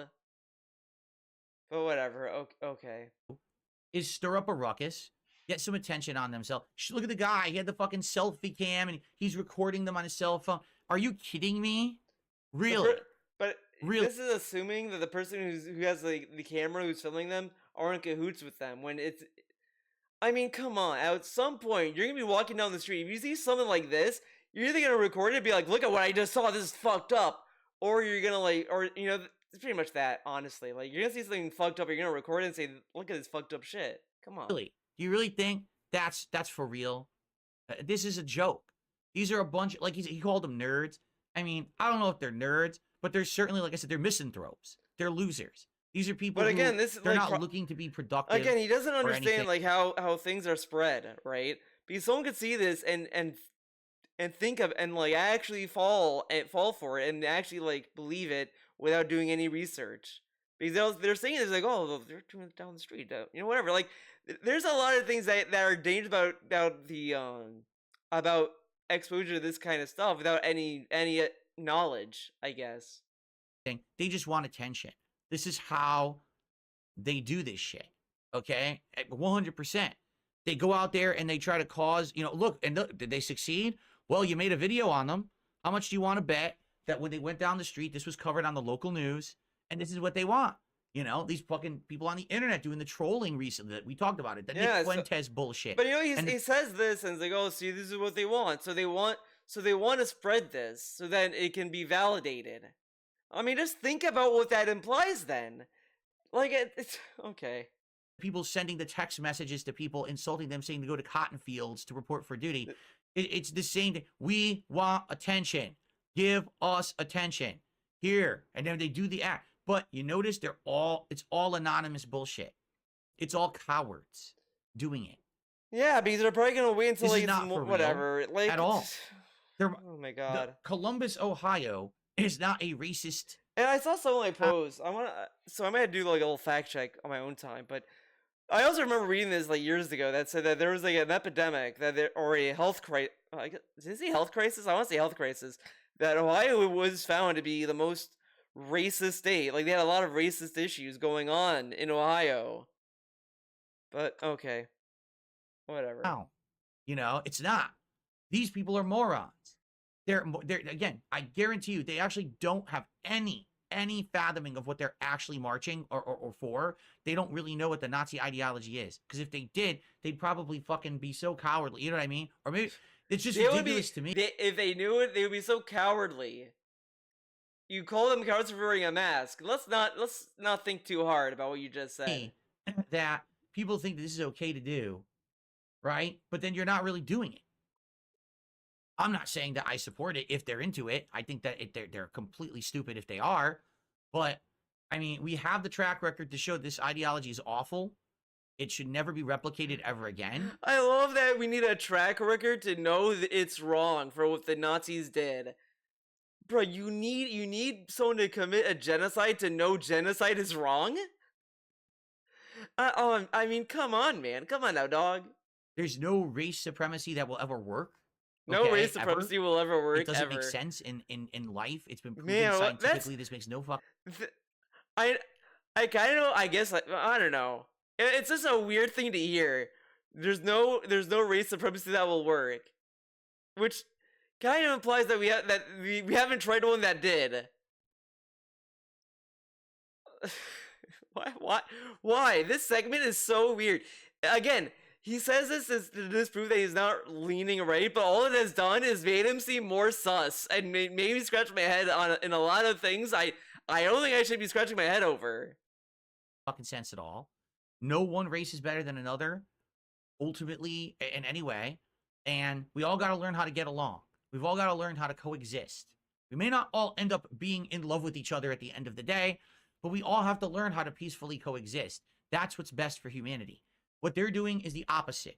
Walking down the street like a bunch of jokers, trying to get attention with their little cameras. Man, it and their fake. I can't get over it. He could just say it's wrong to think like this because Nazis are wrong and evil, right? And this dude is saying like that. Like he's like, oh, we don't love each other, but we have to like coexist. We have to learn to coexist. That's the better for humanity. It just sounds weird. I don't know. This dude talks so weird. Flags and all their bullshit, but they're wearing masks because they're cowards. They're not real, but people take the bait, right? Maybe they think they're real, but they're not. They're not. It's like he said. These are probably people from your job or whatever. You probably. The thing is, this could embolden people to be more serious about it. Whatever. Okay. I know a few people like this, right? Their life is so boring, so trite, so trivial, so meaningless. God. And then this. That they felt like this. And then we get the meme. Was actually a good idea because it actually made them feel empowered. They're depressed and miserable in life, so they do this to feel good. To be a group that most people, I would assume, I would hope everyone hates, right? No one wants to be friends with Nazis. Okay. And it made them feel like they meant something or they were someone because they're that much of a loser. People who are happy in life don't have to do that. You understand? What do they feel if you're actually truly happy in life, this measurement of happiness is so childish. Things because you're just happy with who you are or how your situation is. You don't then have to go and try to ruin things for others and have awful mentalities against other people or groups or nothing. Just be happy with what you have. But that's it. These people are probably miserable wretches who all have fucking dead-end jobs, who have no life. They hate their life. So how can I get something out of it today? I'm going to act like I'm supreme and I'm going to walk down the street.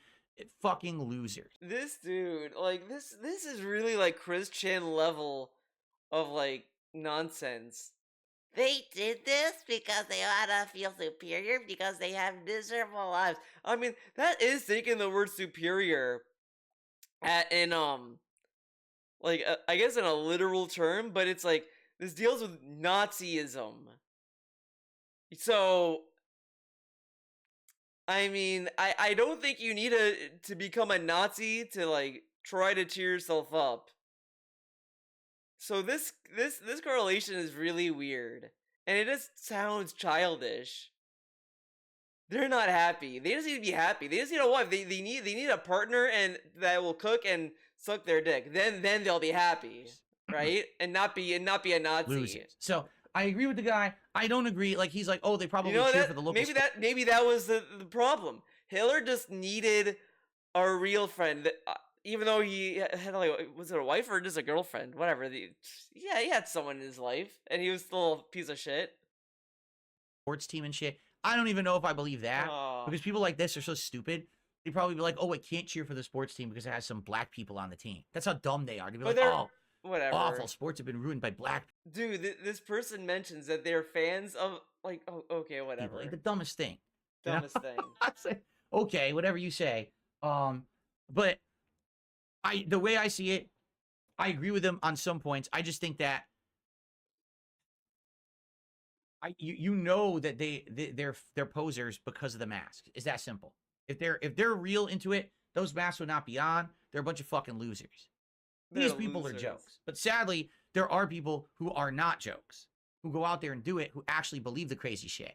And those are the people you got to look out for, because those are the people who have no shame, who aren't afraid of the repercussions. They're just crazies, and they'll fucking do crazy action. That's the ones you got to look out for. The true nut jobs who aren't hiding behind the masks.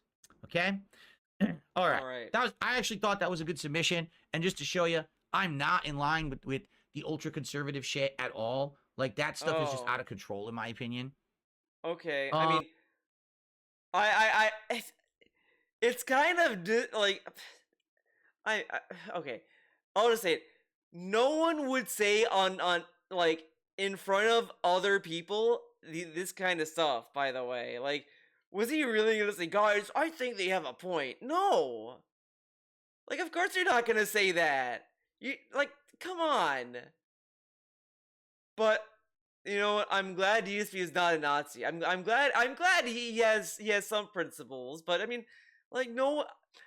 As I said in my, like, every time I talk about this guy, I don't think he's like maliciously racist or anything like that. I just think he's very ignorant. He's a very ignorant person, and is not open to other ideas or other perspectives. Like, again, go back to the mass deportation thing. He wasn't very open or thoughtful in what was going on or what was being told to him. So I just think he's very ignorant, and that is the problem with a lot of people in within politics, whoever you vote for, when you're very ignorant to who you're supporting and you don't know how their policies may affect others. You know, that's part of the problem, and that is probably why some people get elected. Is that, you know, people who you think, oh, this person should not have been elected. How did he get elected? It's because sometimes people may not be informed or ignorant to what they voted in. Sometimes, I mean, it's not to say everyone who votes doesn't know who they're voting for, but it's just that is a problem with some people who vote sometimes, and that's why I do say, like, it's the same ignorance as people who don't vote. It's like if you don't vote for a reason and you don't like either candidate and all this other stuff, I get it. You know, that I can at least understand. But when you're not voting out of pure ignorance, you're a fucking idiot. And what are you doing? Like, find something to believe in then. But this guy is just so ignorant. And that's, I think, the biggest issue with DSP as a person. He's just ignorant. He's ignorant about other people's life situations. He doesn't know other people's, like, perspectives or anything. He's a very ignorant person. And he's not ignorant out of malice or anything. He's just out of pure laziness. This dude is lazy. As I said, I'm convinced this dude has very bad reading skills. I don't think he's very literate, so I don't think he can even understand what he's reading half the time. So this guy has a lot of problems going on, and he needs someone to help him out in life. But that's it. Thank you for watching this video. I think this is a good place to end it. How long have I been going for? All right, almost 3 hours. That's a good time. He's gonna talk about the Snow White movie. I'm tired of hearing about it. Look, it's a live-action Disney movie. When was the last good one? Right? They've all sucked and they're all trash. So I don't need to listen to it. The only thing that he brings up that I think he brings up a few things. The one that I want to call out, I'm gonna call this one little thing. He mentioned the CGI. Like, why does the CGI look so bad? Disney has always treated the animators as shit. They give them lousy pay, lousy hours. They crunch the fuck out of them. You're not gonna get great work out of people if you crunch them and treat them like shit. You're gonna get garbage. You get what you fucking get, because animation ain't fun. Okay, it's not like easy peasy. It's not like, okay, I do this and it's tedious work, and you crunch them, you give them less pay. You're not gonna get the best. You're just gonna get like overworked people, and they're gonna make mistakes. That's why it looks like shit. But again, it's a live action fucking movie. None of them have been good. None of them. Anyways, that is it. Thank you for watching. Hope you enjoyed this video. It was a fun one. We've learned a lot, and hopefully you understood where I'm coming from, and I hope you enjoyed it. I hope you are still around for the next video, and if you made it this far, you're a real gamer. Okay, gamer. Thank you for watching. See you in the next one. There you go. Bye. Bye. Bye. Bye.